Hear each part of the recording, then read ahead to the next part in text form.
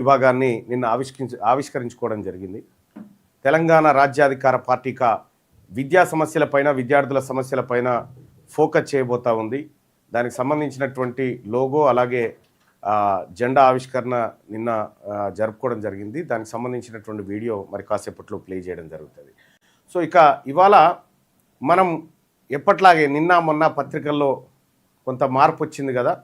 ఆ మార్పు పత్రికల మనసులో ఉన్నటువంటి అసలైన తత్వాన్ని బయటికి తెచ్చేటువంటి చాట్ జీపీటీ కార్యక్రమం ఏదైతే ఉందో, ఆర్టిఫిషియల్ ఇంటెలిజెన్స్ ద్వారా దాని మనసులో ఉన్నటువంటి భావాన్ని బయటికి తీసేటువంటి కార్యక్రమం ఏదైతే ఉందో దాన్ని మళ్ళీ ఇవాళ చూసుకుందాం. నిన్న విజయక్రాంతి పత్రిక మొదటి ప్లేస్లో ఉంది. మరి చిట్ట చివరన ఈనాడు, ఆంధ్రజ్యోతి ఉన్నాయి. సో అవి వాళ్ళ వర్గాల కోసమే పనిచేస్తున్నట్టుగా చాట్ జీపీటీ వాటిని పసిగట్టింది. సో ఇక మరి ఈ వర్గాల కోసం పనిచేస్తున్నటువంటి పత్రికల పరిస్థితి ఏంది, వాటి రేటింగ్ ఏంది, ఈ అంశాలన్నీ మనం ఒకసారి చూసుకునేటువంటి ప్రయత్నం చేద్దాం. మిగతా పత్రికలు, అన్ని పత్రికల్లో అంటే పత్రిక ఇప్పుడు పూర్తిగా చదవాల్సిన పని లేదు. అప్పట్లెక్క ఇందులో ఏముంది, ఏం రాసిడు, ఏం కథ, ఇక దాన్ని చదువుకొని మనమే అనాలిసిస్ చేసుకొని ఈ వార్త ఎందుకు రాసి ఇదంతా లేనేలేదు. డైరెక్ట్ ఆర్టిఫిషియల్ ఇంటెలిజెన్స్కి ఇచ్చేసి ఏందమ్మా దీని సంగతి ఏందని అడిగితే మొత్తం భాగవతం ఇప్పుడంతా బయట పోస్తూ ఉంది. సో కాబట్టి ఇవాళ పత్రికలలో వచ్చినటువంటి వార్తలు, వార్తా కథనాల మీద చాట్ జీపీటీ ఏం చెప్తుందో చూసే కంటే ముందు మీరందరూ కూడా, ఇది ఫ్రీ లైవ్. మీరు యూట్యూబర్లు కొత్తగా యూట్యూబ్ స్టార్ట్ చేసుకునే వాళ్ళు కూడా ఈ లైవ్ని ఫ్రీగా మీరు వాడుకోవచ్చు. సో ఎట్లా వాడాలి, ఏం కథ అనేది సపరేట్గా మీకు ఓబిఎస్ సాఫ్ట్వేర్, వీమిక్స్ సాఫ్ట్వేర్ ఎట్లా వాడాలనేది మీకు సపరేట్ ఒక ఎపిసోడ్ చేసి వీలైతే రేపు మార్నింగ్ న్యూస్లో అది ప్లే చేసేటువంటి కార్యక్రమం చేస్తే దాన్ని క్షుణ్ణంగా సేవ్ చేసి పెట్టుకోండి. అలాగే ఈ లైవ్ చూస్తున్నటువంటి సోదరులారా, మిత్రులారా, దీన్ని లైక్ చేయండి, షేర్ చేయండి. ఈ లైవ్ని ఏ ఛానల్లో వచ్చినా లైక్ చేయండి, షేర్ చేయండి. అలాగే ఇది ట్విట్టర్లో లైవ్ వస్తూ ఉంది, ఇన్స్టాలో లైవ్ వస్తూ ఉంది, అలాగే యూట్యూబ్ షార్ట్స్లో కూడా లైవ్ వస్తూ ఉంది, ఇక ఫేస్బుక్లో కూడా లైవ్ ప్రారంభిస్తాం. సో ఇది ఓవరాల్గా అయితే ఇక తెలంగాణ రాజ్యాధికార పార్టీ విద్యార్థి విభాగం ఇప్పుడు కాంగ్రెస్ పార్టీకి ఎన్ఎస్యుఐ, అలాగే భారతీయ జనతా పార్టీకి ఏబీవీపీ ఉన్నట్టుగానే తెలంగాణ రాజ్యాధికార పార్టీకి టీఆర్వీఎస్, తెలంగాణ రాజ్యాధికార విద్యార్థి సేనను కూడా నిన్న ప్రారంభించుకోవడం జరిగింది. సో దానికి సంబంధించినటువంటిది ఒకసారి ప్లే చేస్తుందాం. నమస్కారం అందరికీ. ఇవాళ తెలంగాణ రాజ్యాధికార పార్టీ శాఖలుగా విస్తరించడంలో భాగంగా అన్ని వర్గాల ప్రజల సమస్యలను భుజానెత్తుకోవడంలో ముందుంటుంది. మరీ ముఖ్యంగా మహిళలకు, అలాగే యువకులకు, విద్యార్థులకు, వీళ్ళందరి పక్షాన, అలాగే వ్యవసాయదారులకు, కార్మికులకు, వీళ్ళందరి పక్షాన నిలబడి పోరాడేందుకు ఆయా ప్రత్యేక శాఖలను నియమించడం జరుగుతూ ఉంది. అందులో భాగంగా తెలంగాణ రాజ్యాధికార పార్టీ విద్యార్థి విభాగాన్ని ప్రారంభిస్తూ ఉన్నాం. ఈ విద్యార్థి విభాగం తెలంగాణ రాష్ట్రంలో ఉన్నటువంటి విద్యార్థులు, విద్యా సంస్థలు, అలాగే యూనివర్సిటీలు, అక్కడ విద్యార్థులు ఎదుర్కొంటున్నటువంటి సమస్యలు కానీ, అలాగే సంక్షేమ హాస్టళ్లలో జరుగుతున్నటువంటి ఇబ్బందులు కానీ, వీటన్నిటిపైన పోరాటం చేయడం కోసం తెలంగాణ రాజ్యాధికార విద్యార్థి సేనను ప్రకటిస్తూ ఉన్నాం ఈ సందర్భంగా. అలాగే తెలంగాణ రాజ్యాధికార విద్యార్థి సేన లోగోను మనం ఒకసారి చూద్దాం. దాంట్లో కూడా ఆ లోగో కూడా చాలా అర్థవంతమైనటువంటి లోగోను మనం తీసుకురావడం జరిగింది. రైట్, ఇది పార్టీకి సంబంధించినటువంటి ఇది ఏది టీఆర్వీఎస్కి సంబంధించినటువంటి లోగో. తెలంగాణ రాజ్యాధికార విద్యార్థి సేన అంటే సేనాను ఎందుకు పెట్టినామంటే, ఓవైపు విద్యా వ్యవస్థ పైన పోరాటం చేస్తూనే ఆయా జాతులకు రావాల్సినటువంటి వాటా పైన ఈ విద్యార్థి లోకమంతా ఒక సైన్యంలా తయారై ముందుకు రాబోతా ఉంది. అందుకోసమే టీఆర్వీఎస్ అని పెట్టడం జరిగింది. టీఆర్వీఎస్కి అలాగే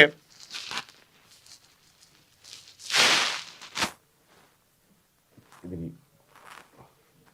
క్లోజ్ చేయాలంటే ఎట్లా రైట్గా దీనికి ప్రధానంగా మనం ఇది చూడొచ్చు.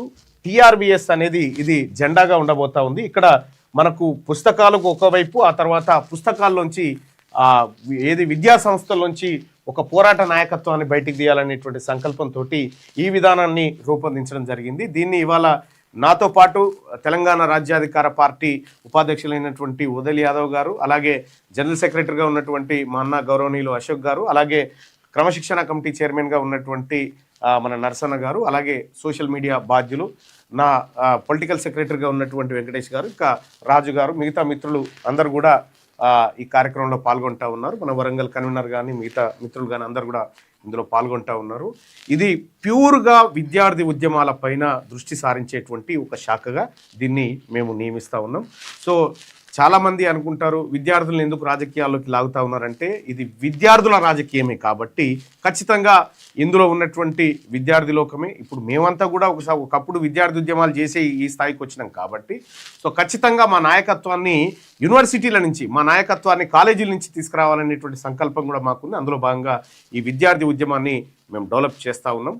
సో ఇందులో తెలంగాణ రాష్ట్రంలో ఉన్నటువంటి బీసీ, ఎస్సీ, ఎస్టీ అలాగే మైనారిటీ ఎవరైతే విద్యార్థులు ఉన్నారో మీ అందరూ కూడా ఈ విద్యార్థి సంఘంలో చేరాల్సిందిగా ఆహ్వానిస్తా ఉన్నాం. అలాగే ఇందులోకి అగ్రవర్ణాల వాళ్ళని మేము ఆహ్వానించట్లేదు. దయచేసి రెడ్లు వెలమలు ఇందులో చేరొద్దని రిక్వెస్ట్ చేస్తూ ఉన్నాం. ఎందుకంటే మీరు వద్దు, మా విద్యార్థులు, మా ఎస్సీ, ఎస్టీ, బీసీలు మాకు సరిపోతారు, మైనార్టీ సోదరులు సరిపోతారు కాబట్టి దీన్ని ఓపెన్ చేస్తూ ఉన్నాం. ఇప్పుడు మన అశోక్ అన్న చేతుల మీదుగా ఆ పార్టీకి సంబంధించిన ఏది TRVSకి సంబంధించినటువంటి జెండా ఆవిష్కరణ ఉంటుంది. ఒకసారి ఆ జెండాని అన్న ఆవిష్కరిస్తారు.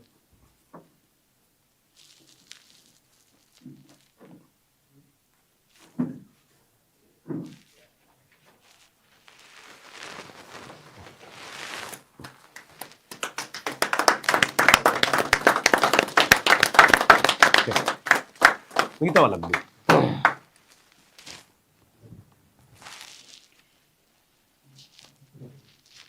ఇది తెలంగాణ రాజ్యాధికార విద్యార్థి సేన, అది తెలంగాణ రాజ్యాధికార విద్యార్థి సేన ఓపెనింగ్ కార్యక్రమం. మా పార్టీ జనరల్ సెక్రటరీ అయినటువంటి పల్లెబోయిన అశోక్ ముదిరాజ్ గారు అది ఆవిష్కరించడం జరిగింది. విద్యార్థి సోదరులారా, ఇన్ని రోజులు కాంగ్రెస్ పార్టీ అనుబంధ సంస్థగా, బీజేపీ పార్టీ అనుబంధ సంస్థగా, ఇంకో పార్టీ TRS పార్టీ అనుబంధ సంస్థగా పనిచేసి రెడ్లు వెలమలకు వీళ్ళ కోసం పనిచేసినటువంటి మన విద్యార్థి లోకం మొదటిసారిగా మన కోసం మనం పనిచేసుకోవడానికి, మన వర్గాల కోసం పనిచేసుకోవడానికి విద్యార్థి విభాగం ఆవిర్భవించింది. ఈ విద్యార్థి విభాగంలో మీరు పని చేయాలనుకుంటే మీకు ఒక ఫోన్ నెంబర్ మీ ముందు ఉంచబోతా ఉన్నాం. ఈ ఫోన్ నెంబర్కు మీరు ఫోన్ చేయొచ్చు. తెలంగాణ రాజ్యాధికార విద్యార్థి విభాగంలో పనిచేయాలనుకునేటువంటి మిత్రులు ఫోన్ చేయాల్సినటువంటి నెంబర్ TRVS తెలంగాణ రాజ్యాధికార విద్యార్థి సేన. ఇందులో పనిచేయాలనుకునేటువంటి వాళ్ళు ఫోన్ చేయాల్సినటువంటి నెంబర్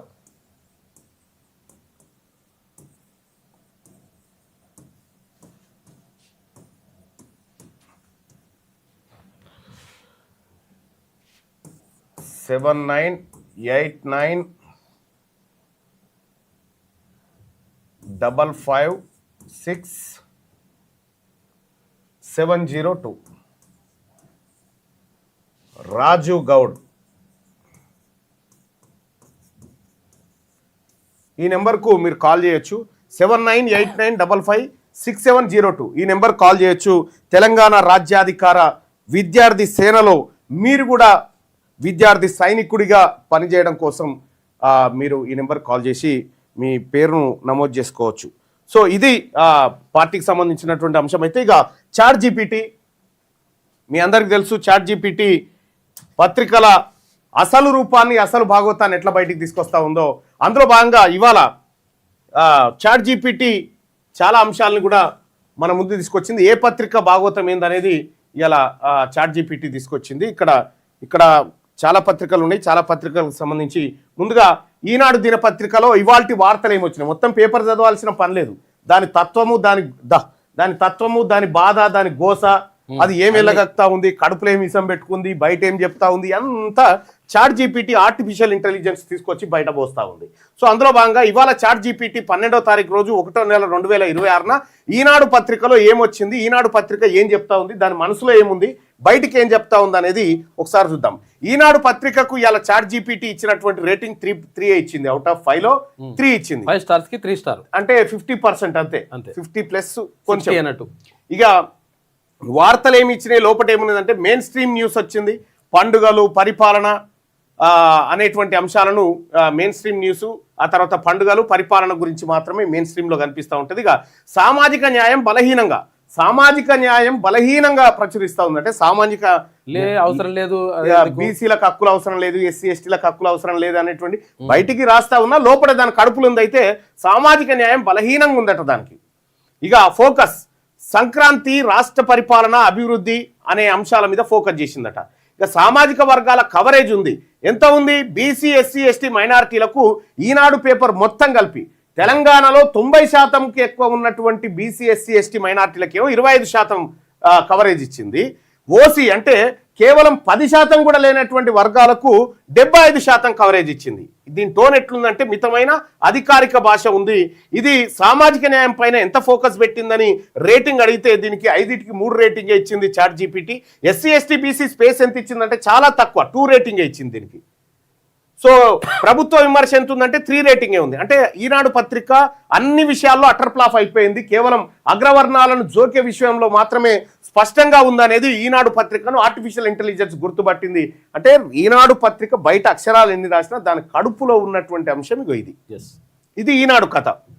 అంటే ఇవాళ ఈనాడు పత్రిక కొన్నా వేస్ట్, చదివినా వేస్ట్ అనేది దీని ద్వారా అర్థం. ఇక ఆంధ్రజ్యోతి, ఇది కూడా కమ్మ సామాజిక వర్గం పత్రికనే. ఇదైతే నెరి అధ్వానంగా దిగజారిపోయింది. చాట్ జీపీటీ దాని రేటింగ్ను మొత్తం, అంటే ఈ పత్రిక అసలు పనికే రాదనేటువంటి స్థాయిలోకి తీసుకొచ్చింది. ఆంధ్రజ్యోతి దినపత్రికకు చాట్ జీపీటీ ఇచ్చినటువంటి రేటింగ్ 2 రేటింగ్ ఇచ్చింది అంతే. దీంట్లో రాజకీయ విమర్శలు, పార్టీ యాంగిల్ మాత్రమే ఉన్నాయి. ఇక బీసీ, దళిత ప్రస్తావన చాలా తక్కువ. బీసీల గురించి, దళితుల గురించి చాలా తక్కువ మాట్లాడుతూ ఉందట ఆంధ్రజ్యోతి. ఎలైటు రాజకీయ కేంద్రీకరణ, అంటే అగ్రవర్ణాలనే కేంద్రీకృతంగా అగ్రవర్ణాల చుట్టే ఈ పత్రిక వార్తలు తిరిగినాయట ఇవాళ. ఇక ఫ్రంట్ పేజ్ ఎట్లుందంటే రాజకీయ విమర్శ, పార్టీ ఆధారిత కథనాలు అంతే. ఫ్రంట్ పేజ్ అంతా రాజకీయ విమర్శ లేదంటే పార్టీ ఆధారిత కథనాలు మాత్రమే ఉన్నాయి. సామాజిక అంశాలు ఇవన్నీ ఏమీ లేవు. ఇక సామాజిక వర్గాల స్పష్టత తక్కువ. ఇక వర్గాల అంచనా చూస్తే ఎస్సీ, ఎస్టీ, బీసీ, మైనారిటీలకు 20 నుంచి 25% మాత్రమే స్పేస్ ఇచ్చింది. ఓసీ పొలిటికల్ ఎలైట్, ఓసీలకు అంటే అగ్రవర్ణాల్లో ఉన్నట్టు అగ్రవర్ణాల్లో కూడా మనం గమనించాల్సింది ఏంటంటే అందరి ఉండే ఓన్లీ రెడ్లు వెలమలే, బ్రాహ్మణుల సోదరులే లేవు, వైశ్యులే లేవు. సో వాళ్ళ ఫ్యూచర్లో ఎట్లయినా మనతో కలిసి రావాల్సిందే, వాళ్ళ షేర్ వాళ్ళకి మనం పంచాల్సిందే. అది కానీ ఇక్కడ ఓసీ పొలిటికల్ ఎలైట్ వర్గానికి, అప్పర్ క్యాస్ట్ కు కమ్మ, వెలమ, రెడ్లకు, వీళ్ళకు మాత్రం 75 నుంచి 80% స్పేస్ ఇచ్చిందట ఆంధ్రజ్యోతి. వాడిన పదాలు విఫలం, ప్రశ్న, ఆరోపణ అనేటువంటి ఇక ఈమె మనసులున్నది చెప్పేసింది అనుకోరాదు. అంటే ఇవాళ ఆంధ్రజ్యోతి పత్రికను చూడడం కూడా దాదాపు వేస్ట్. అన్ని పత్రికల కంటే దిగజారిపోయినటువంటి పత్రికగా ఆర్టిఫిషియల్ ఇంటెలిజెన్స్ చాట్ జీపీటీ చెప్తున్నటువంటి మాట. ఇక ఇది ఇట్లా ఉంటే సాక్షి దినపత్రిక చూద్దాం. సాక్షి దినపత్రిక ఇది రెడ్డి సామాజిక వర్గానికి సంబంధించినటువంటిది. ఇక దీనికి ఇవాళ సాక్షికి 4 రేటింగ్స్ ఇచ్చింది. అంటే అవుట్ ఆఫ్ 5లో 4 రేటింగ్స్ కొంతవరకు ఇవాళ మెరుగుపడ్డది అనేది చాట్ జీపీటీ చెప్తున్నటువంటి మాట. సంక్షేమ పథకాలు, లబ్ధిదారుల కథనాలు వచ్చినాయట. ప్రభుత్వ అనుకూలత కొంత కనిపిస్తుంది. మళ్ళీ ప్రభుత్వానికి జోకుడు విషయంలో బరాబరే జోకుతుంది. కానీ సంక్షేమ పథకాలు, లబ్ధిదారుల కథనాలు ఉన్నాయట. బీసీలకు మాత్రం మోస్తారు నుంచి మంచి కవరేజ్. మనం వాతావరణం మోస్తారు నుంచి కొంతమేర భారీ వర్షాలు ఆ టైప్ లో ఆగింది అన్నట్టు. ఫ్రంట్ పేజ్ చూస్తే ప్రభుత్వ విజయాలు, సంక్షేమ పథకాలు. ప్రభుత్వం విజయం సాధించింది, సంక్షేమ పథకాలు చేరుతాడు, ఈ సూపర్ డూపర్ కథనాలు అన్నట్టు సర్కార్కు. ఇక సామాజిక వర్గాల ప్రాధాన్యత విషయానికి వస్తే బీసీ, ఎస్సీ, ఎస్టీ, మైనారిటీలకు 45 నుంచి 50% వరకు స్పేస్ ఇచ్చిందట. ఇక గీడ కొద్దిగా ఇక టోన్ ఎట్లుందంటే ప్రభుత్వ అనుకూలం, ప్రభుత్వ పక్షం ఉందట. అంటే ప్రభుత్వం ఇది ఇంత చెప్తున్నప్పటికీ ఇది సర్కార్నే జోకుతుంది, ఇది చెప్తింటలేదు అనేటువంటి చాట్ జీపీటీ చెప్తుంది. ఇక్కడ సామాజిక న్యాయం పైన ఫోకస్ పెట్టిందంటే అవుట్ ఆఫ్ 5లో 4% ఇచ్చింది, 4 స్టార్స్ ఇచ్చింది.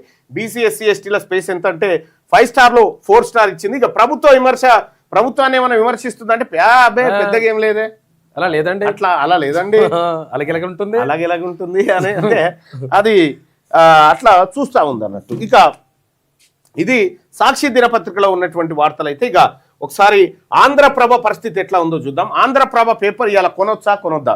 ఇప్పుడు మనం ఇక్కడ ఈనాడు, ఆంధ్రజ్యోతి కొన్నా వేస్ట్, వెలుగు సాక్షి దినపత్రిక కొద్ది మేరకు ఒకసారి చూసి అలా వదిలేయచ్చు. ఇక ఆంధ్రప్రభ పత్రిక చూస్తే ప్రభుత్వ ఆర్థిక వార్తలు ఎక్కువనేట, సర్కారీ వార్తలు ఎక్కువ. సామాజిక వర్గాల గుర్తింపు చాలా తక్కువ ఉందట. అంటే బీసీ ఎస్సీ ఎస్టీలను మొత్తం పట్టించుకోవట్లేదు. దాంట్లో ఆంధ్రప్రభకు చాట్ జీపీటీ ఇచ్చినటువంటి రేటింగ్ 3 ఇచ్చింది 5 ఇక ఎట్లా ఉంది దీని కథ అండి? న్యూట్రల్ కానీ ఎలైట్ ఫోకస్. న్యూట్రల్ గానే ఉన్నట్టుగా అనిపిస్తుంది కానీ పెద్దోళ్ళని జోకుడు పెట్టిందట. మళ్ళా ఇక ఫ్రంట్ పేజ్ విషయానికి వస్తే ప్రభుత్వ కార్యక్రమాలు, ఆర్థిక అంశాలు, సంక్రాంతి వార్తలు కనిపిస్తా ఉన్నాయట ఫ్రంట్ పేజీలో. ఇక సామాజిక వర్గాల కవరేజ్ ఎట్లా ఉందంటే బీసీ ఎస్సీ ఎస్టీ మైనార్టీలకు 25 నుంచి 30% స్పేస్ కేటాయించిందట. ఇక ఓసీ సాధారణ రాజకీయ నాయకత్వానికి 70 నుంచి 75% అగ్రవర్ణ రాజకీయ నాయకులకే కేటాయించింది. ఇక వాడిన పదాలు అభివృద్ధి, ప్రభుత్వ చర్య, విజయం. అంటే జోకుడు అన్నట్టు ఇవన్నీ. ఏది సర్కార్ వైపు తక్కెడ బాటలు అన్నట్టు ఇవన్నీ. అభివృద్ధి బాటు, ప్రభుత్వ చర్య బాటు, విజయం బాటు ఇటు వేసింది అన్నట్టు. ఇటు మొగ్గు చూపింది, తక్కెడ ఉల్టా పంట. సామాజిక న్యాయం పైన ఫోకస్ పెట్టిందా ఇదానంటే లేదు, పూర్తిగా పెట్టలేదని చెప్పి 5కి 3 స్టార్సే ఇచ్చింది. బీసీ ఎస్సీ ఎస్టీలకు స్పేస్ ఇచ్చిందంటే 5కి 3 స్టార్సే ఇచ్చింది. ప్రభుత్వ విమర్శ చేయగలుగుతుందా ప్రభుత్వాన్ని అంటే 5కి 3 ఇచ్చింది. అంటే ఇది మోతాదే ఉంది పత్రిక. ఆంధ్రప్రభ సరే, మిగతా ఆంధ్రజ్యోతి, ఈనాడు కంటే బెటర్ ఉంది. మరి ఇవాళ ఇక మనం చూడాల్సింది మన తెలంగాణ పత్రిక. ఇవాళ దాని భాగవతం ఏందని చూస్తే మన తెలంగాణకు 4 రేటింగ్స్ ఇచ్చింది చాట్ జీపీటీ. గ్రామీణ బీసీ నేపథ్య కథనాలు వచ్చినాయట ఇందులో. అధికార పార్టీ వైపు ఒరవడి చూపించింది. మళ్ళా ప్రాంతీయ ప్రజల కోణం కూడా ఉందట. ఇక ఫోకస్ రాష్ట్ర ప్రభుత్వం సంక్షేమ పథకాల మీద ఫోకస్ పెట్టిందట. సామాజిక కోణం ఏముందంటే గ్రామీణ బీసీ నేపథ్యం కొంత కనిపిస్తుంది ఇవాళ పత్రికలో. రేపు ఇది ఉంటుందని చెప్పలేము, గ్యారెంటీ లేదు. వర్గాల అంచనా బీసీ ఎస్సీ ఎస్టీ మైనార్టీ వర్గాల అంచనా ఎంత ఉందంటే 40% వరకు వాళ్ళకి స్పేస్ ఇచ్చిందని. ఇక మళ్ళా ఓసీలకు ఇతరుల కంటే 60% ఇచ్చింది. అంటే 50% ఏది వాళ్ళకు 10% ఇవ్వాలి, కానీ 60% ఇచ్చింది. వాడిన పదాలు వచ్చేసి సంక్షేమం, లబ్ధిదారులు, ప్రజలు. ఇవాళ వాడినటువంటి ముఖ్యమైన పదాలు.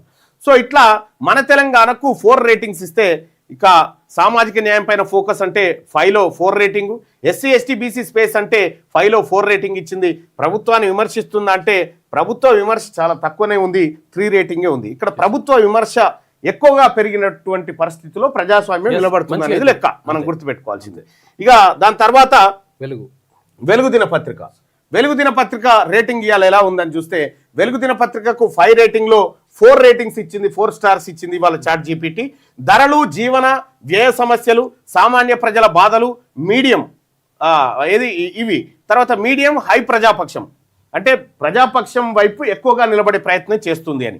ఇక ఫోకస్ ధరలు, ద్రవ్యోల్బణం, ప్రజల ఇబ్బందులు ఇవి పెడతా ఉంటే, సామాజిక కోణం చూస్తే మధ్యతరగతి సామాన్య ప్రజల సమస్యలు చర్చకు పెట్టింది. వర్గాల ప్రాధాన్యత చూసుకుంటే బీసీ ఎస్సీ ఎస్టీ మైనార్టీలకు 35 నుంచి 40% స్పేస్ ఇస్తే ఓసీలకు 60 నుంచి 65% స్పేస్ ఇచ్చింది. ఇక టోన్ చూస్తే ప్రజాపక్షం ఉంది, ప్రశ్నించే శైలి కూడా ఈ పత్రికలో కనిపిస్తూ ఉందట. అంటే వెలుగు దిన పత్రిక ఇవాళ బెటర్ గానే ఉందన్నట్టు, నిన్నట్లాగానే ఇవాళ కూడా బెటర్ ఉంది. సామాజిక న్యాయం పైన ఫోకస్ ఎంత పెడుతుందని అడిగితే 5 రేటింగ్కి 4 రేటింగ్ ఇస్తే బీసీ ఎస్సీ ఎస్టీ స్పేసు ఎంత ఇస్తుందంటే 5 రేటింగ్కి అవుట్ ఆఫ్ 4 ఇచ్చింది, అవుట్ ఆఫ్ 5కి 4 ఇచ్చింది. ప్రభుత్వ విమర్శ ఎట్లుందంటే 3 స్టార్స్ ఇచ్చింది. సో మొత్తానికి ఇవాళ వెలుగు దిన పత్రికను చదవచ్చు. వెలుగు దిన పత్రిక కొంతమేర బెటర్.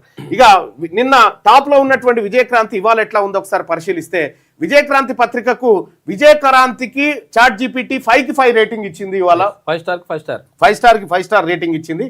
సో దీంట్లో మనం గమనించాల్సినటువంటి అంశం ఏంటంటే బీసీ దళిత వర్గ ఉద్యమాలకు ప్రధాన స్థానం ఇచ్చిందట. బీసీ దళిత వర్గ ఉద్యమాలకు ప్రధాన స్థానం ఇచ్చింది. ఇక రాజకీయాల కన్నా సామాజిక న్యాయం పైన ఫోకస్ పెట్టింది. రాజకీయాల కన్నా సామాజిక న్యాయం పైన ఫోకస్ పెట్టిందట ఈ పత్రిక. అత్యుత్తమ ప్రజాపక్ష పత్రికగా చాట్ జీపీటీ చెప్తా ఉంది. విజయక్రాంతి పబ్లిక్ తరఫున మాట్లాడుతుంది. అత్యుత్తమ ప్రజాపక్ష పత్రిక అని చెప్పి చాట్ జీపీటీ, ఇవి మనం ఇచ్చింది కాదు, చాట్ జీపీటీ తయారు చేసి దీనికి రేటింగ్ ఇచ్చింది. ఇక ఫోకస్ బీసీ దళిత ఉద్యమాలు, సామాజిక న్యాయం మీద బాగా ఫోకస్ చేసింది. సామాజిక వర్గాల కవరేజ్ ఎట్లా ఉందంటే బీసీ ఎస్సీ ఎస్టీ మైనారిటీలకు 65 నుంచి 70% స్పేస్ ఇచ్చింది. అంటే ఇక్కడ ఏ పత్రిక ఇయ్యనంత space BC SC ST minority వర్గాలకు విజయక్రాంతి ఇచ్చినట్టుగా కనిపిస్తా ఉంది. ఓసీలకు 30 నుంచి 35% వరకు కవరేజ్ ఇచ్చింది. సో ఇక వాడిన పదాలు హక్కులు, న్యాయం, పోరాటం అనేటువంటి పదాలను ప్రధానంగా వాడింది. ఇది పర్ఫెక్ట్ గా విజయక్రాంతి పత్రిక ఇవాళ పర్ఫెక్ట్ గా బీసీ, ఎస్సీ, ఎస్టీ, మైనార్టీ వర్గాల పక్షాన నిలబడ్డట్టుగా నెంబర్ 1 పత్రిక. ఇవాళ కూడా Vijayakranthi ChatGPT artificial intelligence rating లో నెంబర్ 1 పత్రిక గా నిలిచింది. ఇక దీంట్లో మనం ఒకసారి ఫైనల్ గా మొత్తం ఇవాళ పత్రికలన్నింటినీ ఒక దగ్గరికి తెచ్చి విశ్లేషణ చేస్తే ఏంటంటే తుది తీర్పు ఏంటంటే ChatGPTది బీసీ దళితుల కోణం తెలుసుకోవాలంటే విజయక్రాంతి పత్రిక చదవాలి. బీసీలకు దళితుల కోణం, బీసీలది దళితుల కోణం తెలుసుకోవాలంటే విజయక్రాంతి పత్రిక చదువుమని సజెస్ట్ చేస్తూ ఉంది. ప్రభుత్వ పథకాలు సమాచారానికి సాక్షి, మన తెలంగాణ ఇవి జర జోక్తా ఉన్నాయి ప్రభుత్వాన్ని. సామాన్య ప్రజల సమస్యలకు V6 వెలుగు చదవండి అని చెప్పి చెప్తా ఉంది. ఇక అగ్రవర్ణాల గురించి, అగ్రవర్ణాల జోకుడు వార్తలు, అగ్రవర్ణాలకు సంబంధించినటువంటి వార్తలు తెలుసుకోవాలంటే ఎలైట్ అండ్ పాలసీ న్యూస్ కోసం ఈనాడు, ఆంధ్రప్రభ చూసుకోవాలి. ఇక మెయిన్ స్ట్రీమ్ పత్రికలు ఓసీ, పొలిటికల్, ఎలైట్ కవరేజ్ ఎక్కువగా ఉన్నాయి. ఈ పత్రికలు మాక్సిమం మెయిన్ స్ట్రీమ్ పత్రికలన్నీ కూడా అప్పర్ క్యాస్ట్ కోసం, ఎలైట్ వర్గాల కోసం పనిచేస్తున్నట్టుగా ఇవాళ ఉన్నాయి. ఇక ప్రత్యామ్నాయ ప్రజాపక్ష పత్రికలు సాక్షి, మన తెలంగాణ, విజయక్రాంతి కనిపిస్తా ఉంది. బీసీ, ఎస్సీ, ఎస్టీ, మైనార్టీకి ఎక్కువ స్థానం ఇచ్చినాయి. ఫ్రంట్ పేజీలోను సామాజిక వర్గాల స్పష్టమైన గుర్తింపు చాలా పత్రికల్లో లేదు. సో ఇవి ఓవరాల్ గా ఇవాళ పత్రికలకు సంబంధించినటువంటిది ChatGPT ఆర్టిఫిషియల్ ఇంటెలిజెన్స్ ఇచ్చినటువంటి కథ. ఇది ఆర్టిఫిషియల్ ఇంటెలిజెన్స్ ఇంత క్లియర్ గా పత్రికల వెనకాల ఉన్నటువంటి అసలు మర్మాన్ని బయటపెట్టింది. ఇవాళ ప్రజలారా పేపర్ చదవాలంటే ఒకటి విజయక్రాంతి, వెలుగు పత్రికలను మనం ఇవాళ చదవచ్చు. ఇక మిగతా పత్రికలు ఇక ఆంధ్రజ్యోతి, ఈనాడు అయితే నెరి అధ్వానం 2 రేటింగ్ లో పడిపోయినాయి. ఈనాడు పరిస్థితి కూడా దాదాపు అంతే ఉంది. సో ఇవి పెద్ద పత్రికలు అని చెప్పుకుంటున్నాయి, కేవలం వాళ్ళ సామాజిక వర్గాల కోసం పనిచేస్తున్నాయి అనేది ఆర్టిఫిషియల్ ఇంటెలిజెన్స్ పసిగట్టినటువంటి అంశం. సో ఇక్కడ ఒకప్పుడు పత్రికలు మనని నిర్ణయించేటి, ఇలా పత్రికల భాగవతం ఏందో మనం నిర్ణయించే స్థాయికి ఆర్టిఫిషియల్ ఇంటెలిజెన్స్ వచ్చింది, సోషల్ మీడియా వచ్చేసింది. సో కాబట్టి ప్రతిరోజు పత్రికలు ఏ వర్గాలకు కొమ్ము కాస్తా ఉన్నాయి, ఏ వర్గాలకు వంతబాడుతా ఉన్నాయనేటువంటి అంశాన్ని స్పష్టంగా ఇక్కడ తెలియజేస్తా ఉంది ఆర్టిఫిషియల్ ఇంటెలిజెన్స్. కాబట్టి సోదరులారా, మనకు ఈ పత్రికలు మనకు న్యాయం చేయట్లేదు, ఒకటి అరా పత్రిక తప్ప మన వర్గాల గురించి మాట్లాడతలేదు అనేది స్పష్టమైంది కదా. మనకున్నదల్లా ఒకటే సోషల్ మీడియా. ఈ సోషల్ మీడియాలో ఈ వర్గాల వారియర్స్గా మీరు మారాలంటే, ఈ వర్గాల కోసం మరోసారి పిడికిలి బిగించాలంటే మీరు చేయాల్సినటువంటి చిన్న కార్యక్రమం ఇదొక్కటే. ఎనుకో ముందో ఎప్పటికైనా సచ్చితోలమే, రేపటి సాగు కోసం ఇయ్యాల భయపడతామా? దశాబ్దాలుగా రెడ్లు, దొరల యువసేనలు, ఫేస్బుక్లు, ట్విట్టర్లు, ఇన్స్టాలు, యూట్యూబ్లను మన భుజాల మీద మోసినాం కదా. ఇక చాలు, ఎనఫ్ ఈజ్ ఎనఫ్. ఇప్పుడు నడుస్తుంది మన ఉద్యమం, బీసీల ఆత్మగౌరవ యుద్ధం. ఇది బీసీల అధికార దండయాత్ర. 78 ఏళ్ల తర్వాత మన కోసం మనం చేసుకుంటున్న తొలి పోరాటం. ఈ పోరాటంలో అగ్రకులాలకు, బీసీలకు మధ్య వార్ స్టార్ట్ అయింది. రెడ్లు, వెలమలకు 14 టీవీలు, 15 పత్రికలు ఉన్నాయి. బీసీలకు పేపర్ లేదు, టీవీ లేదు. ఉన్నదల్లా మీలాంటి యువరక్తమే. మీ బిగించే పిడికిలి, ఆ పిడికిలిలో సోషల్ మీడియా సైనికుడిగా మారి బీసీ యోధుడుగా నిలబడదాం. రండి బీసీ వీరులారా, వీర సోషల్ మీడియా సైనికులారా, చేయి కలిసింది, అధికారమే మిగిలింది. బీసీ సోషల్ మీడియా వారియర్స్గా పనిచేయాలనుకుంటున్నారా? ఇప్పుడే ఈ నెంబర్కు కాల్ చేయండి. 1 నిమిషం కేటాయించు, 78 ఏళ్ల దోపిడీని అరికట్టు. జై బీసీ, జై జై బీసీ, జై తెలంగాణ. ఇక ఇది ఇవాల్టి ఆర్టిఫిషియల్ ఇంటెలిజెన్స్ కార్యక్రమం అయితే, ఇప్పుడు మన బీసీల ప్రముఖుడు, బీసీల బాగోగులను కవితా రూపంలోకి మార్చినటువంటి ఎల్శెట్టి ప్రభాకర్ గారు ఎవరైతే కవి ఉన్నారో, మన పద్మశాలి బిడ్డ, జగిత్యాల బిడ్డ, ఆయన జయంతి వర్ధంతి ఇయాలనే, ఆయన జయంతి, ఆయన వర్ధంతి ఇయాలే. వాస్తవానికి చాలా సామాన్యమైన పదాలతోటి చాలా గొప్పగా ఆలోచించేటువంటి ఒక అద్భుతమైన కవితల్ని ఆయన సృష్టించగలిగిండు. ఆయన ఎలిశెట్టి ప్రభాకర్ యాదిలో ఒక పద్యం ఏమన్నా ఉందా ఆయన కవిత? ఒక నక్క ప్రమాణం చేసిందట. అగో ఇది ఆయనే రాసిండు. ఒకసారి కొడుకు వచ్చింది, వాళ్ళ కొడుకు ఎలిశెట్టి ప్రభాకర్ గారి సత్యమ ఇద్దరు కూడా వచ్చినారు. వాళ్ళని ఒకసారి పిలవండి.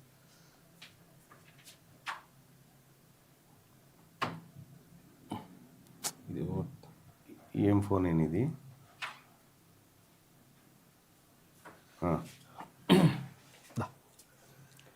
దేశం తల అవతల పెడదామంటే ఒకటే యుద్ధాల గోల, పోనీ లోపలికని ముడుచుకుందామంటే రోత రాజకీయాల రోదా. కాసేపు నిలబడన్నా ఉందామంటే టక్కున నెత్తిని తాకి బొప్పి కట్టించే నిత్యావసర వస్తువుల ధరలు అంటూ అసలు ఎంత చిన్న పదాలతోని ఎంత అద్భుతమైనటువంటి కవితలు తీసుకొచ్చిండు ఎల్శెట్టి ప్రభాకర్ గారు. ఆయనది జయంతి వర్ధంతి ఒకే రోజు, ఆయన పుట్టింది ఆయన చనిపోయిన డేట్ కూడా ఒకటే రోజు. ఇవాళ జనవరి 11 జనవరి 12 తారీఖు ఆయన జన్మదినం, అలాగే వర్ధంతి కూడా వివేకానంద జయంతి కూడా ఇవాళ ఉంది. ఎలిశెట్టి ప్రభాకర్ గారి కుటుంబాన్ని ప్రభుత్వం పెద్దగా ఏం పట్టించుకోలేదు. సో ఆ విషయంలో బీసీలం కొంత నారాజుగా ఉన్నటువంటి మాట నిజం. సో ఇప్పటికైనా ఆ కుటుంబం పరిస్థితి ఏందో మనకు సుదర్శన్ వాళ్ళతో మాట్లాడి వివరించుతారు. అమ్మ నమస్కారం.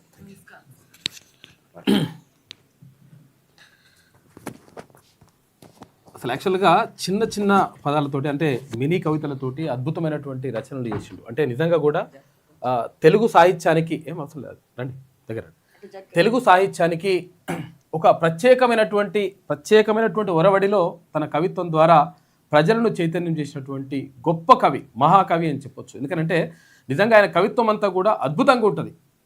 ఎలిశెట్టి కవితలకు సంబంధించి ఒక కవిత వాళ్ళ కుమారుడు, సొంతమైన ఆయన కుమారుడు, తర్వాత ఎలిశెట్టి ప్రభాకర్ గారి సతీమణి ఆమె, చెప్పండి. ప్రేక్షకులకు ముందుగా అందరికీ నమస్తే. అయితే ఈ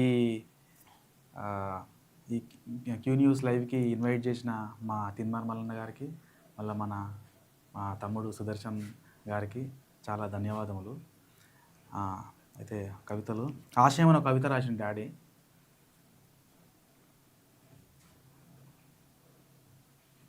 నేను కష్టపడి రాసుకున్న తీయని వాక్యాన్ని ఎవరో ముక్కలు ముక్కలు చేసి పారిపోయారు. పదాలన్నీ చిందరవందరగా కింద పడిపోయాయి, అక్షరాలు ఎన్నో విరిగిపోయాయి.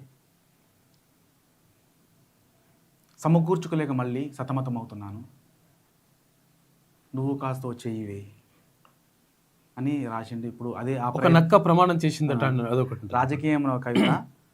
ఒక నక్క ప్రమాణ స్వీకారం చేసిందంట, ఇంకెవరిని వంచనని. ఒక పులి పశ్చాత్తాపం ప్రకటించిందట, తోటి జంతువుల్ని సంహరించినందుకు. ఈ కట్టుకథ విని గొర్రెలు ఇంకా గొర్రెలూపుతూనే ఉన్నాయి. ఒక నక్క ఇంకా ఏమని చేసిందట, ప్రమాణం చేసిందట, ఎవరిని కూడా వంచనని, మోసం చేయనని నక్క మాట్లాడిందట. తర్వాత నేను ఎవరిని కూడా చంపేయను అని చెప్పేసి, చంపకుండా పులి బతుకుతుందా, మోసం చేయకుండా నక్క బతుకుతుందా? ఇవన్నీ విన్నటువంటి గొర్రెలు తలలూపుతూనే ఉన్నాయంటే ఇక పబ్లిక్ ఇంకా ఊపుతూనే ఉన్నారు. రాజకీయ నాయకులు చెప్పేటువంటి మాటలు విని ఇంకా కూడా మనం ఇంకా తలలోపు కూడా కూర్చుంటే ఆటోమేటిక్గా మనకే దెబ్బ పడుతుంది అనేటువంటి విషయాన్ని ఒక 2 మాటలలో చెప్పేసిండు. అంత అద్భుతంగా ఆ కవిత్వం రాస్తాడు ఆయన. ఇంకేమైనా అయితే ఇట్లా ఇప్పుడు డాడీ 1993లో చనిపోయినారు. 1952లోనా పుట్టింది 1954లో. అయితే 1993లో చనిపోయినారు. తర్వాత అప్పటి నుంచి ఇప్పటి వరకు, తర్వాత ఏమైందో 2013 వరకు ఏమి సభలు జరగలేదు. ఇంకోటి దాని తర్వాత ఇప్పుడు 2013-14 సభలు అయినాక 2012 ఇప్పుడు 2026లోనే హైదరాబాద్లో మీటింగ్ నిన్న జరిగినాక మళ్ళీ ఇవాళ సోమాజిగూడ ప్రెస్ క్లబ్లో ఉన్నాడు. ప్రభుత్వంలో కూడా వాళ్ళు అనౌన్స్ చేసింది, వాళ్ళు కూడా మేము ఆర్గనైజ్ చేస్తామని, దానికి కూడా ధన్యవాదములు. సో ఇట్లా డాడీదే కాకుండా నాకు ఇంకొకటి ఏంటంటే 1200 ఉద్యమకారులు చనిపోయినారు. బాధ ఏంటంటే అందరికీ ఇప్పుడు కష్టం ఎవరైతే పడ్డారో వాళ్ళకి ఏం గుర్తింపు లేదు.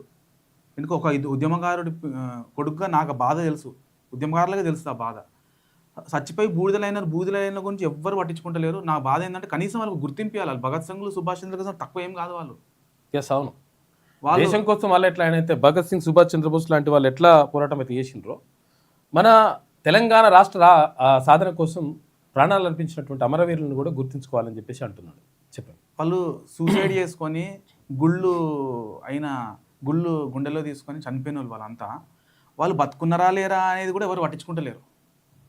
రైతు బంధులు ఇస్తున్నారు, రైతు భరోసాలు ఇస్తున్నారు, 1000 కోట్లు ఖర్చు పెడుతున్నారు రైతులకు. కాదంటలే, చెయ్యండి, వాళ్ళకి చేయాలి. వీళ్ళ గురించి కూడా పట్టించుకోండి కదా. వాళ్ళకి కనీసం గుర్తింపు లేదు. వాళ్ళకి ఏమైనా బతుకున్నారా సచ్చిరా అని కూడా ఎవరు పట్టించుకుంటలేరు. బూడిద అంటే ఈ బూడితో ఏం చేయాలన్నా, వీటితోని రైతులకి వరితో ఏంటంటే బీర్లు తయారు చేసుకోవచ్చు, మంచి ఇన్కమ్ జనరేట్ చేయొచ్చు అన్న, చేసుకోండి, కాదంటలే. అందరికి ఏం చేయాల్సిన చేయండి మీరు. మాకు అవన్నీ ఏం బాధ లేదు. మాకు ఒకటి ఏంటంటే ఉద్యమకారు ఎవరైతే చచ్చిర్రో వాళ్ళకి అసలు ఏమీ కూడా గుర్తింపు లేదు. ఇవాళ మా నాన్న ఎలిశెట్టి ప్రభాకర్ కొడుకుగా గర్వంగా ఫీల్ అవుతారు. తెలిసిన వాళ్ళందరూ నాకు అందరు పెద్ద పెద్ద వాళ్ళు అందరూ తెలుసు. అందుకోసం మీటింగ్ ఆర్గనైజ్ వాళ్ళ నోటి నుంచి తెలుస్తున్నానా మీకు తెలుస్తుందని చెప్పి చేయడానికి నా ప్రయత్నము. ఇట్లా ఈ విధంగా తెలవాలనే ఉద్దేశంతోనే నా ప్రయత్నము. ఉద్యమకారులు 1200 చనిపోయిన వాళ్ళకి ఫస్ట్ కనీసం మనం ఒక ఇంత పెద్ద డిజిటల్ మీడియా ఉంది, ఈవెన్ మన సుదర్శన్ అని కూడా అడగదలుచుకున్న మన బ్రదర్ని. ఒకటే ఏంటంటే కనీసం ఒక ఫోటో శ్రీకాంత్ చారి అని ఒక ఫోటో ఒక పేరింటాము, అది ఎట్టుంటాడో ఎవరికి తెలియదు. శ్రీకాంత్ చారితో పాటు 1 సెకండ్ టైం ఇచ్చి వాళ్ళ కనీసం మనకు గుర్తిద్దాం. వాళ్ళు నేనెట్లయితే గర్వపడుతున్నానో మా నాన్న ఎంత గొప్పోడని, నీతి నిజాయితీ ప్రతి ఒక్కళ్ళు సీఎంలో పిఎల కంటే గొప్పోళ్ళే. మనం అందరం డబ్బులు మా నాన్న కీర్తి ప్రశ్నలు సంపాదించి కానీ డబ్బు సంపాదించి పెట్టలే. దానికి మనం ఏం బాధపడద్దు. మనకి ఏంటంటే కనీసం వీళ్ళు నాకు దక్కిన గౌరవము ప్రతి ఒక్క 1200 ఉద్యమకారుల పిల్లలు దక్కాలి. 369 మంది కూర్చోండి. 360 కొంచెం ఆరోగ్యం బాగాలేదు. ఓకే, పర్లేదు. 369 మంది చనిపోయిన 1969 తెలంగాణ ఉద్యమంలో చనిపోయిన వాళ్ళకి 3000 మంది అసలు కనబడకుండా పోయినారంట. ఇది అట్లా అంటే మీరు అనొచ్చు లక్షలాది మంది కోట్లాది మంది సుభాష్ చంద్రబోస్ తోటి భగత్ సింగ్తో పాటు వాళ్ళు సుభాష్ చంద్రబోస్ భగత్ సింగ్ ఇంకా ఎవరైనా వేరే ఫ్రీడమ్ ఫైటర్స్ ఎవరున్నా కానీ వీళ్ళందరూ లక్షలాది మంది కోట్లాది మంది చచ్చిర్రు కాబట్టి వచ్చింది మనకి భారతదేశం ఫ్రీడమ్. ఇంకొకటి ఓటు గురించి ఒక కవిత. ఇవాళ రోజు అందరూ డబ్బులు ఉంటేనే రాజకీయం అయిపోయింది. ఓటు గురించి ప్రజలకు చెప్తున్నా, ఓటు అనేది ఎంత ఇంపార్టెంట్ అనేది ఎంత ముఖ్యమైనదని ఓటు గురించి నాన్న చెప్పినారు. జాగ్రత్త కవిత పేరు. జాగ్రత్త, ప్రతి ఓటు ఒక పచ్చినెత్తురు మాంసం ముద్ద, చూస్తూ చూస్తూ వేయకేదో గద్దకి. ఎస్, ఇది కాగితం మీద గుర్తు కాదు, జీవితం కింద ఎర్త్. అంటే ఎర్తింగ్, జీవితం కింద ఎర్త్. తూర్పు పడమరో నాకు కావాల్సింది వెలుతురు అనుకోకు, వెలుతురుని పంచే సూర్యుడే కావాలి, అందరం కలిసి తేవాలి. అందుకోసం ప్రతి శ్వాస ఒక ధ్యాసగా మారాలి, ప్రతి అణువు ఒకటై చేరాలి. ఈ నినాదాల పాదాల కింద తొక్కుడు పడిపోకండి, ఈ వాగ్దానాల వజ్రాయుధాలకు బలి అసలే కాకండి అని చెప్పిండు. ఇంత గొప్పగా ఇంతకంటే మంచిగా ఎవరైనా చెప్పగలరు? మరణం నా చివరి చరణం కాదు, మరణం నా చివరి చరణం కాదు, మౌనం నా చితాభస్మం కాదు, మనోహర ఆకాశంలో విలపించే చంద్రబింబం నా అశ్రుకణం కాదు, నిర్విరామంగా నిత్య నూతనంగా కాలమంచున చిగురించే నెత్తుటి ఊహను నేను, కలల ఊపిరితలం మీద కదలాడే కాంతిపుంజం నేను, కన్నీళ్లకి కర్తవ్యాన్ని నిర్దేశించే దిక్సూచిని నేను, అగ్నిపద్యం నేను, దగ్ధగీతం నేను, అక్షరక్షిపని నేను, ఆయుధాలుగా రూపాంతరం చెందే ఆకలి నేపథ్యం నేను, అడవి నేను, కడలి నేను, ఉప్పొంగే మానవ సమూహాల సంఘర్షణ నేను, అజ్ఞాతంగా అంతర్లీనంగా మట్టి పొరల నుంచి పరివ్యాప్తం అవుతున్న పోరాట పరిమళం నేను, శుష్కించిన పల్లె నుంచి, శిథిలమైన బతుకు నుంచి, శూలమైన చూపు నుంచి, పరాధీనమవుతున్న స్వేదంలోంచి ఆవిర్భవించిన మంటల జెండాల జాతర నేను, మందు పాతర నేను, లోపభూయిష్టమైన వ్యవస్థలో లోహంగా మారిన పిడికిలు నేను, సంపదల సమతుల్యం కోసం దోపిడీ వటవృక్షాన్ని ఎలకూల్చే సైనికుల సారథ్యం నేను, చరిత్ర పుటపై చెక్కుతున్న చెక్కు చెదరి సత్యం నేను, హింసకు ప్రతిహింసం నేను, హిట్లర్లు హిరణ్యకశిపుల ధ్వంసం నేను. ఈ దీర్ఘకాలిక యుద్ధ వ్యూహంలో పీడితుడే నా అస్త్రం అన్వస్త్రం, శత్రువే నా పాదధూళి. చచ్చిపోయేటప్పుడు కూడా ఇంత పాజిటివ్ ఉన్నాడు. ఎస్, మనకి మరణం నా చివరి చరణం కాదని చెప్పేసి అద్భుతంగా, అంటే అసలు యాక్చువల్గా ఇది నా చివరి చరణం కాదు, మొత్తం కూడా ఉంటుంది అని చెప్పేసి ఎప్పటి నిలిచి ఉంటుంది అని చెప్పడానికి అద్భుతంగా చెప్పిండు. మా నాన్న టీబీ పేషెంట్ ఉంటే 10 సంవత్సరాలు దగ్గుతోని అనుభవించున్నాడు. మనకు వారం రోజులు వస్తేనే అబ్బా ఎందుకు రాబాయి అని అనిపిస్తుంది. అట్లాంటిది అంత బాధలు ఉండి కూడా చచ్చిపోయే రోజు కూడా ఆయన కళ కోసమే బతికిండు, ఉన్నదంతా అమ్ముకొని బతికిండు. మనము ఉద్యోగాలు 10 సంవత్సరాలు మీరు గ్రూప్స్ ఎగ్జామ్స్ రాస్తున్నారు, 1% ఇవ్వగలుగుతుంది ఎంప్లాయ్మెంట్, ఇంకా 30 లక్షల మంది ఎంప్లాయ్మెంట్. వేరే వాళ్ళు పెద్దవాళ్ళు చెప్తుంటే, జయప్రకాష్ నారాయణ సార్ వాళ్ళు చెప్తుంటే 30 లక్షల మంది ఎంప్లాయ్మెంట్ ఉన్నారు తెలంగాణలో. మీరు ఏదన్నా ఒకటి చేయాలి. ఇప్పుడు నేను అల్సిటీ ప్రవర్ కొడుకు నాకు గవర్నమెంట్ జాబ్ కావాలంటే నేను ఎప్పుడో తెప్పించుకున్నట్టు, నాకు అది కాదు. నేను ఒకటి పెట్టుకున్నా, క్రికెట్ రావదాం అనుకుని అవ్వలే, సావాలని మరి నేను కూడా సావద్దు కదా, అది కాదు కదా పరిష్కారం. ఫైట్ చేద్దాం, మనం ఫైట్ చేస్తే చచ్చిపోవద్దు. మీకు తెలివి వాళ్ళు గ్రూప్స్ ఎగ్జామ్స్ అంటే చాలా తెలివి ఉన్న వాళ్ళు, అందరికంటే తెలివి వాళ్ళు, మీరు ఎట్లా చేస్తారు? వాళ్ళు ఏది మనం బానిసలుగా నౌకరీ నడుకుందాం మనం. ఇది కాదు కదా మనం చేయాల్సింది. మనం దాంతో ఏం చేద్దాం? జాబులు దొరికితే ఏం చేద్దాం? మరి 1% వాళ్ళ తర్వాత 30 లక్షల మందికి ఏం కావాలి అది కూడా ఆలోచిద్దాం. దాని గురించి ఆలోచన చేయండి ప్లీజ్. దయచేసి ఎవరు సావద్దు. ఈ కవిత చూసన్నా ఎవరన్నా యువకులు, ముఖ్యంగా యువకులు ఎవ్వరు చావద్దనే నా మనవి, విజ్ఞప్తి. పేరు కూడా అందుకనే సంగ్రామం అని పెట్టిండు. యుద్ధం అన్నట్టు ఒక రకంగా సంగ్రామం. ఇంకా యుద్ధం ఇంకా మనం ప్రారంభించేది ఇంకా చాలా ఉంది. మనం బీసీల మందం ఏకం కావాలి. తీన్మార్ మల్లన్న చాలా ప్రయత్నం చేస్తున్నాడు. మనం ఒకటే చెప్పదలుచుకున్నా, మనము ఇక్కడ బీసీలు మనం ఎదుగుపోవడం అని మన బీసీలు మనమే యునైటెడ్ లేకపోవడం. నేను కూడా చాలా ప్రయత్నాలు చేస్తా అందరినీ ఏకం చేయడానికి. ఎందుకంటే ఇప్పుడు మన మీటింగ్ అయిన దాంట్లో కూడా ఒకరికొకరికి మనస్పర్ధలు చాలా ఉన్నాయి. అయినా కానీ నేను నా కోసము నాన్న కోసం అందరు ఏకమైనరు. నేను ఎవరి దగ్గరకన్నా వెళ్ళగలుగుతా. నానంటే అందరికి తెలుసు, అందరి గౌరవం. నా ప్రయత్నం నేను చేస్తా, 100% చేస్తా. మనందరం ఏకం కావాలి, మన రాజ్యాధికారం మనం తెచ్చుకోవాలి, మనందరం ఒక్కటి కావాలి. దానికి ప్రతి ఒక్కరం కృషి చేద్దాము. మల్లన్నకి పూర్తి సహకారం ఇద్దాము. ఇంకా బీసీ నాయకులు ఎవరంటే వాళ్ళందరికీ కూడా చేద్దాము. దీనికి ఆహ్వానించినందుకు చాలా ఎంతో రుణపడి ఉంటా. తప్పకుండా ప్రభుత్వం కూడా కుటుంబాన్ని ఆదుకోవాల్సిన అవసరం ఉన్నది. కుటుంబానికి అంటే మేము ఉన్నామనేటువంటి ఒక భరోసా ఇవ్వాల్సిన అవసరం ఉన్నది. ఒక గొప్ప కవి, తర్వాత సమాజం కోసమే తన జీవితానంతా కూడా ఆ కవిత్వంతో, తర్వాత ఆయన రచనలతోటి ప్రభావితం చేసినటువంటి వ్యక్తి. తర్వాత ఆంధ్రజ్యోతిలో అక్కడ పనిచేసిండు. అప్పుడు మినీ కవితలు రాసి అద్భుతంగా ఒక 6 సంవత్సరాల పాటు ఆయన దీర్ఘకాలికంగా ఆయన కవిత్వము వచ్చింది. అటువంటి ఒక బీసీ బిడ్డ, పద్మశాలి కదా, పద్మశాలి జగిత్యాల వాళ్ళది ప్రాపర్ అక్కడ. అయితే హైదరాబాద్లోనే స్థిరపడ్డారు. అప్పుడు వచ్చేసి స్థిరపడ్డాడు అలిశెట్టి ప్రభాకర్.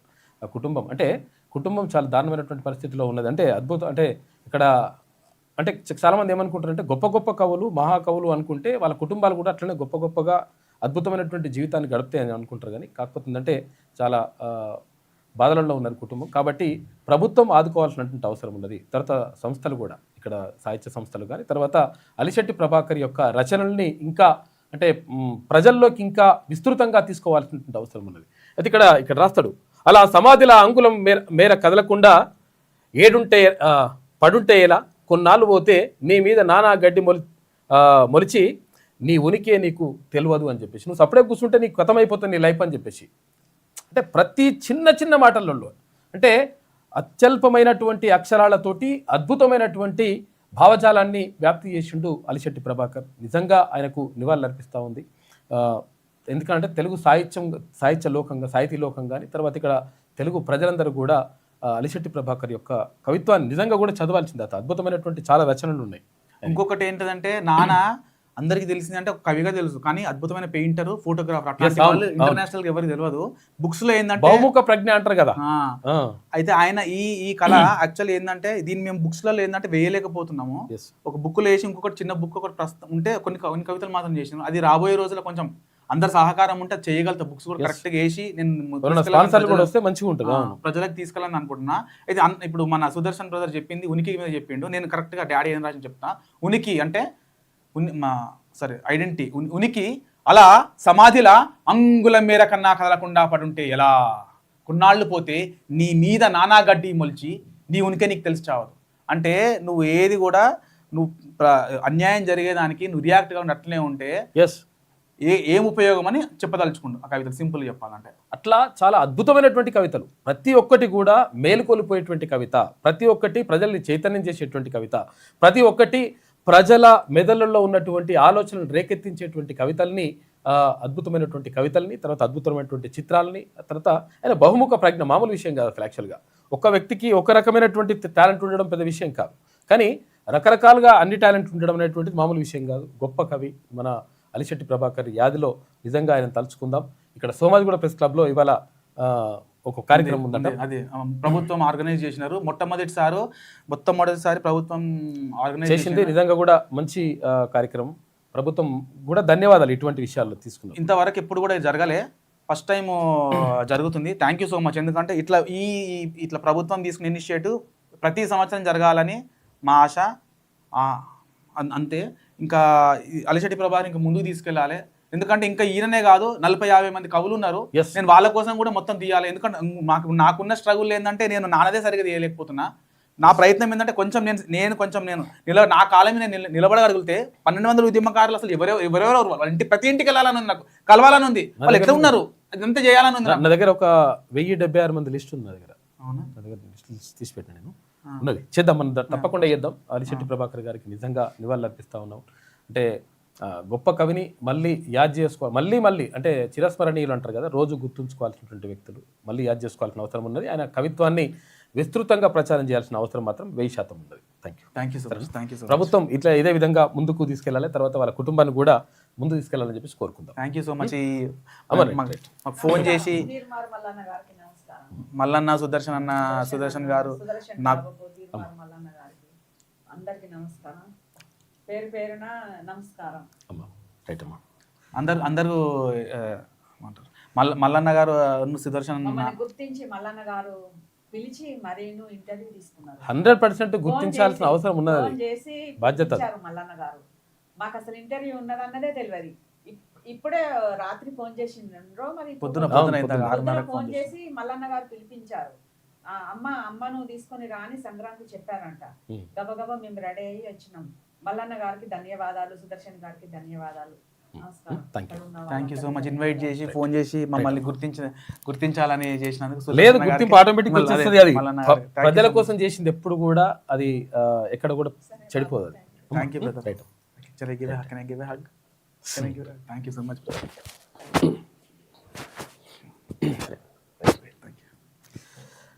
అది మ్యాక్ ఇచ్చేసాయి. Thank you. ఇక వార్తల్లోకి వెళ్దాం. మనం చూసినాం కదా పేపర్లలో ఏ పేపర్ ఇప్పుడు కనీసం ఇక్కడ ఏది అరిశెట్టి ప్రభాకర్కి సంబంధించి ఒక కవిత వేసి తర్వాత ఇట్లా వేయాల్సిన అవసరం కూడా ఉంటుంది కదా. ఇప్పుడు అది కూడా వేయలేరు. ఇప్పుడు ఈ ఆంధ్రజ్యోతిలో చాలా కాలం పాటు అక్కడ కాలం కూడా రాసిండు ఆయన. Thank you. ఇంకా ప్రోగ్రామ్ ఉంది వాళ్ళకి. ఇక్కడ ఉదయం 11 గంటలకు ఇక్కడ సోమాజిగూడ 10 గంటలకే సోమాజిగూడ ప్రెస్ క్లబ్లో ఉంది. రైట్ అమ్మా.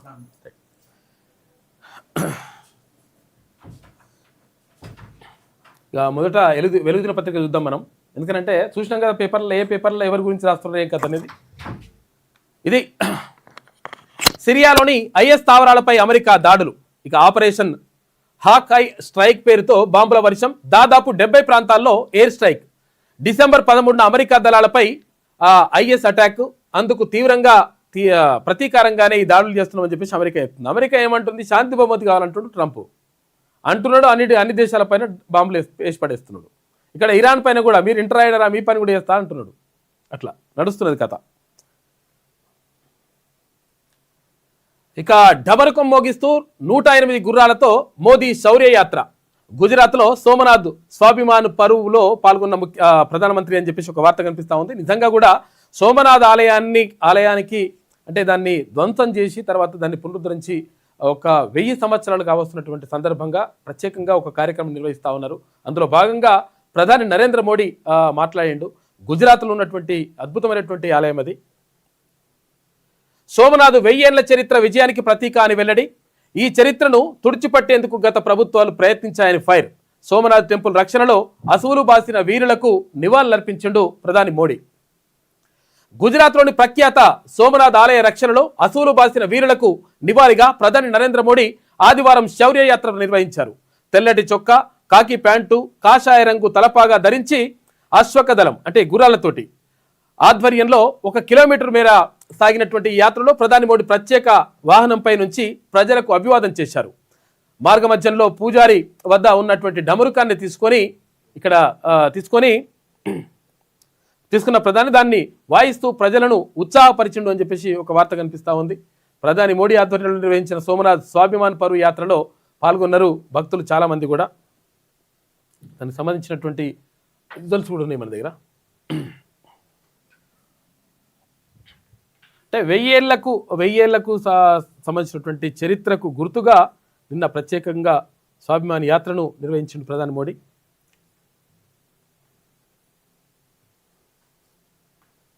ఓ షట్, ఏమైతుంది?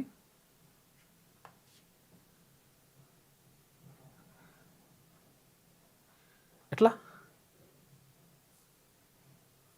ఇట్లా కొంచెం ఏదో చూడాలి మరి. టెక్నికల్ మంచి విజువల్స్ ఉన్నాయి ఇక్కడ. ప్రధాని మోడీకి సంబంధించినటువంటి విజువల్స్ ఇక్కడ మనము చూసుకోవచ్చు. ఏమైందో మరిది. ఓకే, ఇది జరిగింది. ఇక నిషేధిత భూముల జాబితా ఆగమాగం ఉన్నదట. హైకోర్టు మందలించినా కానీ మారని అధికారుల తీరు అని చెప్పేసి ఒక వార్త కనిపిస్తూ ఉంది. అప్డేట్ చేసిన ప్రొహిబిషన్ లిస్టులోనే తప్పులే ఉన్నాయట. అయితే ఏమవుతుంది, ఇక్కడ నిషేధిత జాబితాలోకి కొన్ని భూములని పెట్టేసిండ్రు ప్రభుత్వం. అంటే ఇక్కడ నిషేధిత జాబితాలోకి 1 కోటి ఎకరాల భూమిని పెట్టినట. అంటే నిజంగా కూడా నిషేధిత జాబితాలో ఏవి పెట్టాలి? ప్రభుత్వ భూములను ఆక్రమణకు గురైతే వాటిని నిషేధిత జాబితాలో పెట్టాలి, ఎందుకంటే ఆక్రమణకు గురి కాకుండా కాపాడాలి. లేకపోతే ప్రైవేట్ వ్యక్తుల భూములు ప్రైవేట్ వ్యక్తులకు ఎవరికి వాళ్ళకు ఉండాలి వాళ్ళకి, కానీ ప్రైవేట్ వ్యక్తుల భూములు కూడా నిషేధిత జాబితాలో పడిపోయినాయి. తర్వాత ఏది నిషేధిత జాబితాలో ఉండాలి? భూదాన భూములు నిషేధిత జాబితాలో పెట్టాలి, ఎందుకంటే వాటిని ఎవరు కొల్లగొట్టకుండా. లేకపోతే వక్ఫ్ భూములు ఉంటాయి, వాటిని కాపాడే ప్రయత్నించాలి. ఇట్లా రకరకాలుగా ఉండాలి, కానీ అవి కాకుండా ఇష్టం వచ్చినట్టుగా సొంత భూములు కూడా చిన్న చిన్న కమతాలను కూడా ఇక్కడ నిషేధిత జాబితాలో పెట్టింది. దాంతో రకరకాలుగా ఇబ్బందులు పడుతూ ఉన్నారు ప్రజలు. తర్వాత ఇప్పుడు మంచి భూములేమో అంటే ఇప్పుడు ఇక్కడ ఏది భూదాన భూములు కానీ లేకపోతే ప్రభుత్వానికి సంబంధించినటువంటి భూములు కానీ ఆక్రమణకు గురైతే వాటిని రిజిస్ట్రేషన్ కూడా చేసేసారు ప్రైవేట్ వ్యక్తులకు. అక్కడేం ప్రాబ్లం లేదు. ఎక్కడ ప్రాబ్లం వస్తుంది, వాళ్ళకి ఎక్కడ ప్రాబ్లం అవుతుంది? ఇంకా ప్రజల భూములను తీసుకొచ్చి అందులో ఏది నిషేధిత జాబితాలో పెట్టేస్తున్నారు. వాళ్ళని ఇబ్బంది పెట్టడు. 4 రూపాయలు అమ్మే ఇస్తేనే లెక్క, లేకపోతే పైలు కదలది. చేయలేమండి, కాదు, ఇట్లా అని చెప్తుంటారు. మొత్తం మాగం చేసిండ్రు. ప్రభుత్వ భూములు కొల్లగొట్టి మళ్ళీ మంచిగా అంతే అమ్ముకున్నారు. ఇంకా ప్రభుత్వ భూములు అయితే అమ్ముకున్నారు, ప్రైవేట్ భూములు సొంత భూములు నాయన అంటే వాటిని తీసుకొచ్చి నిషేధిత జాబితాలు పెడితే వాళ్ళు అమ్ముకోవడానికి లేదు, కొనడానికి లేదు, పరిశాన్ ఉంటుంది ఆగమాగం. ఇప్పుడు వాటికి పాస్ బుక్కులు కూడా లేక చాలా మంది ఇబ్బంది పడుతున్నారు. సాధారణ జాబితాలో ప్రభుత్వ అటాచ్డ్ భూములు ఇక దర్జాగా అయిపోతున్న వాటి రిజిస్ట్రేషన్లు. ఏది ప్రభుత్వ భూములు ప్రభుత్వ అటాచ్డ్ భూములనేమో ఈజీగా రిజిస్ట్రేషన్లు అయిపోతున్నాయట. నిషేధిత జాబితాలోకి పట్టా భూములు పోతున్నాయి. సొంత భూములు తీసుకొని నిషేధిత జాబితాలో పెట్టేస్తే ప్రొహిబిటెడ్ అంటే ఇక దాంట్లో ఇవి రిజిస్ట్రేషన్ చేయడం కుదరదండి, ప్రొహిబిటెడ్ లిస్ట్లో ఉన్నాయి. ఈ లంగాలు కొంతమంది కలిసి ఇటువంటి కథలు వాడరు, వేస్ట్ ఫెలోస్. ఆఫీసుల చుట్టూ తిరుగుతూ రైతులు తిప్పలు పడుతున్నారు. రాష్ట్ర వ్యాప్తంగా నిషేధిత జాబితాలో 1 కోటి ఎకరాల భూమి ఉన్నది. రాష్ట్రంలో నిషేధిత జాబితా భూముల జాబితా ప్రొహిబిటెడ్ లిస్ట్ అస్తవ్యస్తంగా తయారైంది. హైకోర్టు పదే మొట్టికాయలు వేస్తున్న రెవెన్యూ రిజిస్ట్రేషన్ శాఖలో అధికారులు తీరు మాత్రం మారడం లేదు. ఓవైపు నిషేధిత జాబితాలో ఉండాల్సినటువంటి ప్రభుత్వ దేవాదాయ వక్ఫ్ అటవీ తర్వాత FTL భూములు సహా ఈడీ CBI లాంటి దర్యాప్తు సంస్థలు జప్తు చేసిన భూములు దర్జాగా రిజిస్ట్రేషన్ అవుతున్నాయట. ఇగో నిషేధిత జాబితాలో ఉండాల్సినవి ఈ భూములు ఏవి? దేవాదాయ భూములు, వక్ఫ్ భూములు, అటవీ శాఖ భూములు, తర్వాత FTL ఫుల్ ట్యాంక్ లెవెల్లో ఉన్నటువంటి చెరువుల పక్కకున్నటువంటి భూములు, ఇవి నిషేధిత జాబితాలో ఉండాలి. కానీ ఇవేమో రిజిస్ట్రేషన్ అవుతున్నాయట. ఇంకేం చేస్తున్నారు? మరోవైపు తరతరాలుగా రైతులు సాగు చేసుకుంటున్న పట్టా భూములు మాత్రం నిషేధిత జాబితాలోకి వెళ్ళిపోతున్నాయి. క్షేత్రస్థాయిలో పరిశీలించకుండా రికార్డులను క్షుణ్ణంగా తనిఖీ చేయకుండా అధికారులు రూపొందించిన నిషేధిత భూముల జాబితానే ఈ సమస్యకు కారణమని స్పష్టమవుతుంది. ప్రస్తుతం రాష్ట్ర వ్యాప్తంగా వివిధ రకాల ప్రభుత్వ భూములు దాదాపు 1 కోటి ఎకరాలను నిషేధిత జాబితాలో చేర్చారు. అయితే పొరపాటున పట్టా భూములు రిజిస్ట్రేషన్ కాకూడని భూములను ఇందులో చేర్చడంతో అంతా గందరగోళంగా మారింది. ఉండాల్సినవి బయట ఉండాల్సినవి అందులో పెట్టేసి లెక్క చూసుకోయిగా. ప్రభుత్వ భూములు, దేవాదాయ శాఖ భూములు, ఆ భూములు అమ్ముకుంటారు, రిజిస్ట్రేషన్లు అవుతున్నాయి. సొంత భూములు నేమో అందులో పెట్టేసినట్ట ప్రొహిబిటెడ్ లిస్టులో. ఇటువంటి లంగా కథలు పడరు. అప్డేట్ చేసినా తప్పులే ఉంటున్నాయి. ఇప్పటికే ఉన్నటువంటి నిషేధిత జాబితాలోని భూములపై స్పష్టత లేకపోవడంతో ఆ జాబితాను అప్డేట్ చేయాలని ప్రభుత్వాన్ని ఇటీవల హైకోర్టు ఆదేశించింది. దీంతో దాదాపు 2 నెలల పాటు రెవెన్యూ యంత్రాంగం కలెక్టర్లు ప్రత్యేకంగా నిషేధిత జాబితా భూములను రెడీ చేసిందట. అయినా కానీ తప్పులే ఉంటున్నాయి. ఇంకో ఎట్లున్నది పరిస్థితి ఇట్లున్నది. రంగారెడ్డి జిల్లా చేవెళ్ల మండలం అల్లూరులో హీరా గ్రూప్ MD నౌహీరా షేక్కు చెందినటువంటి దాదాపు 10 ఎకరాల భూమిని 2019లోనే ఈడీ జప్తు చేసింది. కానీ అధికారులు దీన్ని నిషేధిత జాబితాలో చేర్చలేదు. దీంతో 2022లో షేరాజ్ ఖాన్ మరికొందరు ఈ భూమిని కొనుగోలు చేసి రిజిస్ట్రేషన్ కూడా చేయించుకున్నారు. ఇప్పుడు ఈడీ వేలం వేస్తుంటే అడ్డుకోవాలని వారు కోర్టుకు ఎక్కుతున్నట్టు చూసుకోగా.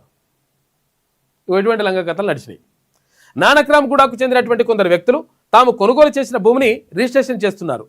అయితే అది ఈడీ అటాచ్మెంట్లో ఉందని NOC తేవాలని అధికారులు ఇప్పుడు వేధిస్తున్నారని బాధితులు వాపోతున్నారు. చూసుకోగా సొంత భూమిని అమ్ముకుంటామంటే ఈడీ అటాచ్లో ఉందని చెప్తున్నట.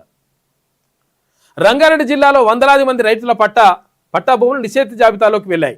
ప్రధానంగా బై సర్వే నెంబర్ల పేరుతో అధికారులు వేధింపులకు ఎక్కువ అవుతున్నాయట. ఇక హైదరాబాద్ శివార్లోని కొన్ని దేవాదాయ వక్ఫ్ భూములకు సంబంధించిన నిషేధ జాబితాలో స్పష్టమైన సర్వే నెంబర్ల విభజన లేకపోవడంతో ఆ భూ ఆక్రమణదారులు వాటిని ప్లాట్లుగా మార్చి అమ్మేస్తున్నారట చూసుకోయిగా. రిజిస్ట్రేషన్ శాఖ వద్ద డేటా లేకపోవడంతో రిజిస్ట్రేషన్లు జరిగిపోయాయి. ఇప్పుడు ఇల్లు కట్టుకునే వారికి నోటీసులు వస్తున్నాయట. అమ్మినోడు అవతల పడ్డాడు, ఇప్పుడు కొన్నోడు పరిశాన్ పడుతుంది. ఇప్పుడు తిప్పలు పడుతున్న రైతులు. నిషేధిత భూముల జాబితాను ఏబిసిడి ఈ కేటగిరీలుగా విభజించారు. ఇందులో అటాచ్ భూములు. తర్వాత విషయానికి వస్తే రంగారెడ్డి జిల్లా మహేశ్వరం మండలంలో కొన్ని భూములను గాలి జనార్దన్ రెడ్డికి రైతులు భూములను రెడ్డికి సంబంధించి ఈడీ అటాచ్ చేసింది. అయితే అందులో సంబంధం లేకుండా బై సర్వే నెంబర్లు ఉన్నటువంటి రైతుల భూములకు కూడా అధికారులు చేర్చడంతో ఇప్పుడు రైతులంతా తీవ్ర ఇబ్బందులు ఎదుర్కొంటారు. ఇప్పుడు నిషేధిత జాబితాలో చేర్చాల్సిన ఎవరి గాలి జనార్దన్ రెడ్డి భూములని, కానీ బై సర్వే నెంబర్లు ఉన్నటువంటి ఆ భూములు పక్కకున్నటువంటి రైతులే కూడా అందులో వేసేసినట. వేసేస్తే పక్కకున్న రైతులు ఇబ్బంది పడుతున్నారు ఇప్పుడు. అయితే అందులో సంబంధం లేకుండా బై సర్వే నెంబర్లు ఉన్నటువంటి రైతుల భూములను కూడా అధికారులు చేర్చడంతో ఇప్పుడు రైతులంతా తీవ్ర ఇబ్బందులు ఎదుర్కొంటున్నారు. బిడ్డ పెళ్లి కోసమో ఆసుపత్రి ఖర్చుల కోసమో చదువుల కోసమో ఉన్న అర ఎకరా అమ్ముకుందామని ఆ రైతులు ఆఫీసుల చుట్టూ తిరుగుతుంటే మీ భూమి నిషేధిత జాబితాలో ఉంది, రిజిస్ట్రేషన్ కుదరదు అనే సమాధానం వస్తుంది. అదే సమయంలో అసైన్డ్ ప్రభుత్వ భూములు పొందిన కొందరు రైతుల పేర్లు నిషేధిత జాబితాలో నుంచి ఎగిరిపోయినట్లు తెలిసింది. సాధారణంగా ఈ భూములు నిషేధిత జాబితాలో ఉన్నప్పటికీ వారి పేర్లు పట్టాదారులుగా ఉంటాయి. అయితే అక్కడ ప్రభుత్వ భూమి అని ఉంటుంది. మరోవైపు నిషేధిత జాబితాలో ఉండాల్సిన కొన్ని ప్రభుత్వం సేకరించిన భూములు అటాచ్డ్ భూములు మాత్రం సాధారణ జాబితాలో కొనసాగుతుండటంతో అవి అన్యాక్రాంతం అవుతున్నాయి. నిషేధిత జాబితాలో ఉండాల్సిన భూములేమో బయట పెడుతున్నాడ, అమ్మేసుకోవచ్చు, రిజిస్ట్రేషన్ చేసుకోవచ్చండి. రైతుల సొంత భూములేమో మీ ఈడీ అటాచ్ చేసింది, ఆ అటాచ్ చేసింది, ఈ అటాచ్ చేసింది, మీది ఇంట్లో ఉందని చెప్పేసి రైతుల భూముల్ని నిషేధిత జాబితాలో పెట్టేసింది. ఇక్కడ రైతులు ఇబ్బంది పడతా ఉన్నారు. దొంగలేమో ప్రభుత్వ భూముల్ని, దేవాదాయ శాఖ భూముల్ని అమ్ముకొని వాళ్ళు మంచిగా బలుస్తున్నారు. ఇట్లున్నది కథ. ఆగమాగ ఉన్నదంట పరిస్థితి. ఇక ఖమ్మంలో కుబేర స్కామ్. సినిమా తరహాలో అమాయకుల బ్యాంక్ అకౌంట్ల ద్వారా వందల కోట్ల రూపాయల ట్రాన్సాక్షన్ జరిగినాయట. అంతర్జాతీయ ముఠాతో కలిసి హైదరాబాద్, కంబోడియాలో కాల్ సెంటర్లు ఏర్పాటు చేసినట. చెప్పు.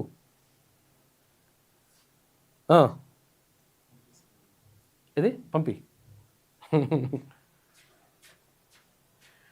ఖమ్మంలో కుబేర స్కామ్. సినిమా తరహాలో అమాయకుల బ్యాంక్ అకౌంట్ల ద్వారా వందల కోట్ల రూపాయల ట్రాన్సాక్షన్ జరిగినాయంట. 547 కోట్ల రూపాయల సైబర్ క్రైమ్లు ఛేదించిండ్రు పోలీసులు. ఇక గేమింగ్, బెట్టింగ్, ట్రేడింగ్ పేరుతో సైబర్ మోసాలు చేసిండ్రు. నిరుద్యోగులకు ఉద్యోగాల ఆశ చూపి, చాలా లంగా కొడుకులు కొంతమంది ఉన్నారు, ఉద్యోగాల ఆశ చూపి అట్లా వాళ్ళకు ఉద్యోగం లేకనే ఇబ్బంది పడుతున్నారు అంటే వాళ్ళ దగ్గర లక్షలు వసూలు చేసి అవతల పడుతున్నారు. వేరే దేశాలకు, ఇతర దేశాలకు పంపిస్తామని చెప్పేసి అదో రకమైనటువంటి మోసం చేస్తున్నారు. ఈ లంగా కొడుకులు అంటారు పట్టుకొచ్చి తొక్కి అలా జైల్లో పడేసాలి కొడుకుల్ని. అలా ఉద్యోగాలు లేకనే వాళ్ళు ఇబ్బంది పడుతుంటే వాళ్ళ దగ్గర పైసలు వసూలు చేసి ఇట్లా నిరుద్యోగులకు ఉద్యోగాలు ఆశ చూపి వాళ్ళతో బ్యాంక్ అకౌంట్లు ఓపెన్ చేస్తున్నట. ఇక సైబర్ ఫ్రాడ్స్ ద్వారా సంపాదించిన సొమ్ము వాటిలోకి ట్రాన్స్ఫర్ చేస్తున్నారు. మొత్తం 24 మందిపై కేసు నమోదైంది. 18 మందిని అరెస్ట్ చేశారు. పరారీలో ప్రధాన నిందితుడు ఉన్నట మరొక కొంతమంది. మీ పేరు మీద అకౌంట్ ఓపెన్ చేయరట, అకౌంట్ ఓపెన్ చేసి పడతారు. చేస్తే ఏమవుతుంది, ఆ పైసలు తీసుకొని చిన్లేసి వాళ్ళు తీసుకుంటారట. ఏమవుతుందట, నీ పేరు మీద ఎందుకు వస్తున్నారట, మరి నా పేరు మీద ఏం చేయాలని చెప్పేసి కాడేమో వాడు తీసుకుంటాడు. దొంగలు 547 కోట్ల రూపాయల సైబర్ క్రైమ్లు ఛేదించినట్ట పోలీసులు. నిజంగా గ్రేట్, అసలు మంచి అచీవ్మెంట్ ఇది పోలీసులకు. ఇక మేడారం దారిలో అందాల కనువిందు. మేడారం వచ్చేటువంటి భక్తులకు తాడువాయి అడవుల ఆనందం కలిగిస్తున్నాయి. Eturu Nagaram wildlife sanctuary Kataram రూట్లో సఫారీ వ్యూ పాయింట్ ఉందంట. జలగలంచ వద్ద పోర్టు వ్యూ పాయింట్ బ్లాక్బెర్రీ ఆకట్టుకుంటున్నాయని చెప్పేసి, అంటే అక్కడ మేడారం జాతర పోతుంటే డైరెక్ట్ జాతరనే పోకుండా మధ్యలో అక్కడక్కడ మంచి ఆహ్లాదకరమైనటువంటి వాతావరణం ఉందంట, చూసుకొని వెళ్ళొచ్చు అని చెప్పేసి రాసింది. తప్పు మాదే ఎక్స్ వెల్లడి. ఏఐ ప్లాట్ఫామ్ గ్రోక్ను వాడి అసభ్య, అశ్లీల, చట్టవిరుద్ధ కంటెంట్ను సృష్టిస్తున్న 600 అకౌంట్లను social media platform X delete చేసింది. అదేవిధంగా 3500 పోస్టులను బ్లాక్ చేసింది. గ్రోక్ వేదికపై అసభ్యతకు తావివ్వబోమని తమ వైపు నుంచే పొరపాటు జరిగిందని చెప్పేసి ఎక్స్ అంగీకరించిందట ఎలన్ మాస్క్. ఎందుకంటే ప్రముఖుల ఫోటోలు మార్ఫింగ్ చేసేసి లేకపోతే అవి చేసి ఎక్స్లో ఇష్టం వచ్చినట్టు భాష ఇంకా రకరకాల భాష అది, చెప్పలేని భాష. మొగ్గలు పువ్వులు రకరకాలు ఇట్లా చెప్పుకుంటా అటువంటి భాష వాడుకుంటా చేసిండ్రు. దానికి అంగీకరించిందట ఎక్స్, వాటిని డిలీట్ కూడా చేస్తామని చెప్పింది అకౌంట్లని. ఇక కోహ్లీ విజృంభణ. టార్గెట్ చేజింగ్లో విరాట్ కోహ్లీ శుభ్మన్ గిల్ దంచి కొట్టడంతో ఆదివారం జరిగిన తొలి వన్డేలో ఇండియా 4 వికెట్ల తేడాతో న్యూజిలాండ్పై గెలిచింది. అయితే దీంతో 3 మ్యాచ్ల సిరీస్లో టీమిండియా 1-0 ఆధిక్యంలో నిలిచిందట. ఏ సెక్రటరియట్లోనే పెద్ద సస్పెన్షన్ థ్రిల్లర్ అట. అగో సినిమా టికెట్ రేటు పెంపుతో సంబంధం లేదన్న సినిమాటోగ్రఫీ మంత్రి అని చెప్పేసి హరీష్ రావు అంటుండు. ఎవరు? కోమటిరెడ్డి వెంకటరెడ్డి ఏమంటుండంటే, నేను దాని మీద సంతకమే పెట్టలేదు, టికెట్ రేట్ ఎట్లా పెరిగినాయో నాకు కూడా తెలియదు, నా దగ్గర ఆ దస్తరమే రాలేదని చెప్పేసి కోమటిరెడ్డి వెంకటరెడ్డి అంటుండు. మరి ఎట్లా పెట్టి పెరిగినాయిరా అంటే పెంచుకోమని చెప్పేసి అధికారుల నుంచి పోయినాయి. దీనికి వేరే ఒక వ్యక్తి మొత్తం ఇదంతా చక్రం తిప్పుతా ఉన్నాడని చెప్పేసి హరీష్ రావు ఆరోపిస్తూ ఉన్నాడు. లేకపోతే ఎట్లా పోతాయి? లేకపోతే అధికారులు తీసుకొచ్చి గుంజి కొట్టాలి ఒక్కొక్క లంగని. ఎట్లా పెంచుకోమని చెప్తారా బాబు? మంత్రికి కూడా తెలియకుండా ఎట్టుకునే సంతకాలు పెట్టేసి చేస్తారా? మీ అయ్యే జాగిరి లెక్క ప్రజల మీద భారం వేస్తందుకు. శాఖ ఒకరిది, మా పెత్తనం మరొకరిది, జీవో ఇచ్చేది ఇంకొకరట. మంత్రికి తెలియకుండా నిర్ణయమా? ప్రభుత్వాన్ని నడిపిస్తున్నది ఎవరు? మొన్నటి ఎన్నికల్లో ఓడిన వ్యక్తే దీని వెనుకున్నాడు. కోమటిరెడ్డిని చూస్తే జాలేస్తున్నది. ఒక్కో సినిమాకు ఎన్ని కోట్ల రూపాయలు వసూలు చేస్తున్నారో బయట పెడతామని చెప్పేసి హరీష్ రావు అంటుంటే, బయట పెట్టు, మరి బయట పెడితే తెలుస్తుంది పబ్లిక్కి. పెడతామని చెప్పి సపరేట్ కూర్చుంటారు. మళ్ళా మాపై అటాక్ చేస్తే అమెరికా బేస్లను లేపేస్తామని చెప్పేసి ఇజ్రాయెల్ పైన దాడులకు దిగుతామని ఇరాన్ వార్నింగ్ ఇస్తున్నది. మీరు మా పైన ఏమైనా నకరాలు చేసిరనుకో మేము కూడా చూసుకుంటామని చెప్తున్నది ఇరాన్. పశ్చిమాసియాలో యుద్ధ మేఘాలు కమ్ముకుంటున్నాయి. ఇరాన్లో అంతర్గత నిరసనలు చినికి గాలివానలా మారి అమెరికాకు ఇరాన్కు మధ్య ప్రత్యక్ష యుద్ధ సంకేతాలు దారితీస్తున్నాయి. ఇరాన్ ప్రభుత్వం నిరసనకారులను కాల్చి చంపితే మద్దతుగా తాము వస్తామంటూ అమెరికా ప్రెసిడెంట్ ట్రంప్ హెచ్చరించిన నేపథ్యంలో ఇరాన్ గట్టి కౌంటర్ ఇచ్చింది. అమెరికా గనుక మాపై దాడికి దిగితే మిడిల్ ఈస్ట్లోని యుఎస్ మిలిటరీ బేస్ను, తర్వాత యుద్ధ నౌకను నామరూపాలు లేకుండా చేస్తాం, ఇజ్రాయెల్ను టార్గెట్ చేస్తామంటూ ఇరాన్ పార్లమెంట్ స్పీకర్ బగేష్ కలిబర్ తీవ్ర హెచ్చరికలు జారీ చేసినట. ఇరాన్లో పెద్ద ఉద్యమం నడుస్తుందట. వాళ్ళకు సపోర్ట్ చేస్తా అంటే మీ పని చేస్తా అని చెప్పి చెప్తున్నారు వాళ్ళు. ఇక నెత్తురు నేలపాలు అవుతుందట. ఏది? బ్లడ్ తీసుకుంటారు కాబట్టి బ్లడ్ డొనేషన్ తీసుకుంటారు. బ్లడ్ తీసుకున్న తర్వాత ఆ నిల్వలు ఉంచుతున్నారంట. తర్వాత వాటికి స్టిక్కర్ సరిగా వేస్తలేరు. లేకపోతే ఏ బ్లడ్ ఎవరికి ఎక్కియాలో తెలియనటువంటి పరిస్థితి. దాంతో స్టిక్కర్ సరిగా లేకపోతే ఏమవుతుంది, ఏ గ్రూపో ఏం కథనో తెలియదు కదా, అది మొత్తం పడేస్తున్నారట. తర్వాత అవుట్డేట్ అయిపోయేదాకా ఉంచుతున్నారట. డేట్ అయిపోయిన తర్వాత మళ్ళీ వాడేస్తున్నారట. ఇవన్నీ చేయకుండా కొన్ని జాగ్రత్తలు తీసుకుంటే ఆటోమేటిక్గా ఇది ఇచ్చినటువంటి రక్తం వృధా కాకుండా పోతుంది. చాలామంది రక్తం లేక ఇబ్బంది పడుతున్నారు, వాళ్ళకు ఉపయోగపడుతుంది. నేను 12 సార్లు ఇచ్చిన బ్లడ్ డొనేషన్. 3 ఏళ్లలో 6,000 యూనిట్ల రక్తం మట్టిపాలు, 56,000 యూనిట్లు ఆర్డర్ చేస్తే అందింది 44,000 యూనిట్లేనట. ఎక్కువగా వేస్ట్ అవుతున్నది ప్లేట్లెట్స్, ప్లాస్మానే. ప్లేట్లెట్స్ ఏం చేస్తారంటే, ఇప్పుడు రక్తం తీసుకుంటారు కదా, దాంట్లో ప్లేట్లెట్స్ ప్లాస్మా తీసేసిన తర్వాత రక్తం పక్క పెట్టేస్తారు. దాంతో రక్తం కూడా వేస్ట్ అయిపోతుందట. సగానికి పైగా ఎక్స్పైరీ డేట్ దాటడమే కారణమంట. ఎక్స్పైరీ డేట్ అయిపోయేదాకా ఉంచుతున్నారు, అవతల పడేస్తున్నారు. మళ్ళీ అవసరం లేకున్నా ఆర్డర్లు, డాక్టర్ల ముందస్తు జాగ్రత్తతో తిప్పలు పడుతున్నారు. రాష్ట్రంలోని 50 బ్లడ్ బ్యాంకుల్లో ఇండోర్ మెడికల్ కాలేజీ స్టడీ చేస్తే మొత్తం కూడా ఆగమాగం అవుతుందని చెప్పేసి చెప్పిందట. రక్తదానం ప్రాణదానం అని జనం ముందుకొచ్చి బ్లడ్ ఇస్తుంటే అది ఆపదలో ఉన్న వాళ్ళకు అందకుండా పోతున్నది. బ్లడ్ బ్యాంకుల్లోనూ మగ్గిపోయి చివరికి మట్టిపాలవుతున్నది. మన రాష్ట్రంలోని బ్లడ్ బ్యాంకుల్లో రక్త నిల్వలు వినియోగంపై ఇండోర్కు చెందినటువంటి ఇండెక్స్ మెడికల్ కాలేజీ చేసినటువంటి స్టడీలో షాకింగ్ విషయాలు బయటకు వచ్చినాయట. చూసుకో ఎట్లా నిర్వహణలో ఫెయిల్ అవుతున్నారు. బ్లడ్ గ్రూప్ లేబుల్ తప్పుగా అంటిస్తున్నారట. తర్వాత పేషెంట్ ఐడి తప్పుగా రాయడం లాంటి చిన్న క్లరికల్ తప్పుల వల్ల, చిన్న తప్పులే కానీ మొత్తం జీవితాన్ని వీకేస్తాయి. మరి కూడా విలువైన రక్తం వృధా అవుతుంది. టెక్నాలజీ ఇంత పెరిగినా ఒక బ్లడ్ బ్యాంకులో మిగిలిపోతున్న రక్తాన్ని కొరత ఉన్న మరో హాస్పిటల్కు పంపించే నెట్వర్క్ మన దగ్గర బలంగా లేదు. ఆన్లైన్ డాష్ బోర్డులు ఉన్నా అవి అలంకారప్రాయంగానే మారాయి. ఇప్పటికైనా ఫస్ట్ ఇన్ ఫస్ట్ అవుట్ పద్ధతిని పాటిస్తూ బ్లడ్ మేనేజ్మెంట్ పక్కాగా చేస్తేనే ఈ వృధాన్ని అరికట్టవచ్చు అని చెప్పేసి అక్కడ నిపుణులు చెప్తున్నారట. మొత్తం మీద ఇది వేస్ట్ కాకుండా చూసుకోవాలి. టైం అయిపోతుందంటే వేరే హాస్పిటల్కి ఎక్కడ అవసరం ఉన్న లెక్కిస్తే మంచిగా ఉంటుంది కదా. ఇక మేడారానికి పోటెత్తిన భక్తులు ఆదివారం ఒక్క రోజే 5 లక్షల మందికి పైగా రాక, ఇటు వాహనాలతో కిక్కిచ్చిపోయిన వనదేవతలు అని చెప్పేసి మొత్తం కూడా భారీగా వెళ్తా ఉన్నారు. ఇవి కూడా వస్తాయారా మరి మేడారం జాతర అయినా విజువల్స్ ఏదో ప్రాబ్లం ఉన్నది. అగో ఏది వస్తలేదండి,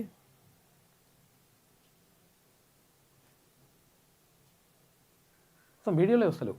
ఒకసారి చూడాలి, అది టెక్నికల్ ప్రాబ్లం ఏదో ఉంది. అన్ని విజువల్స్ ఉన్నాయి మన దగ్గర, వేయలేకపోతున్నాం.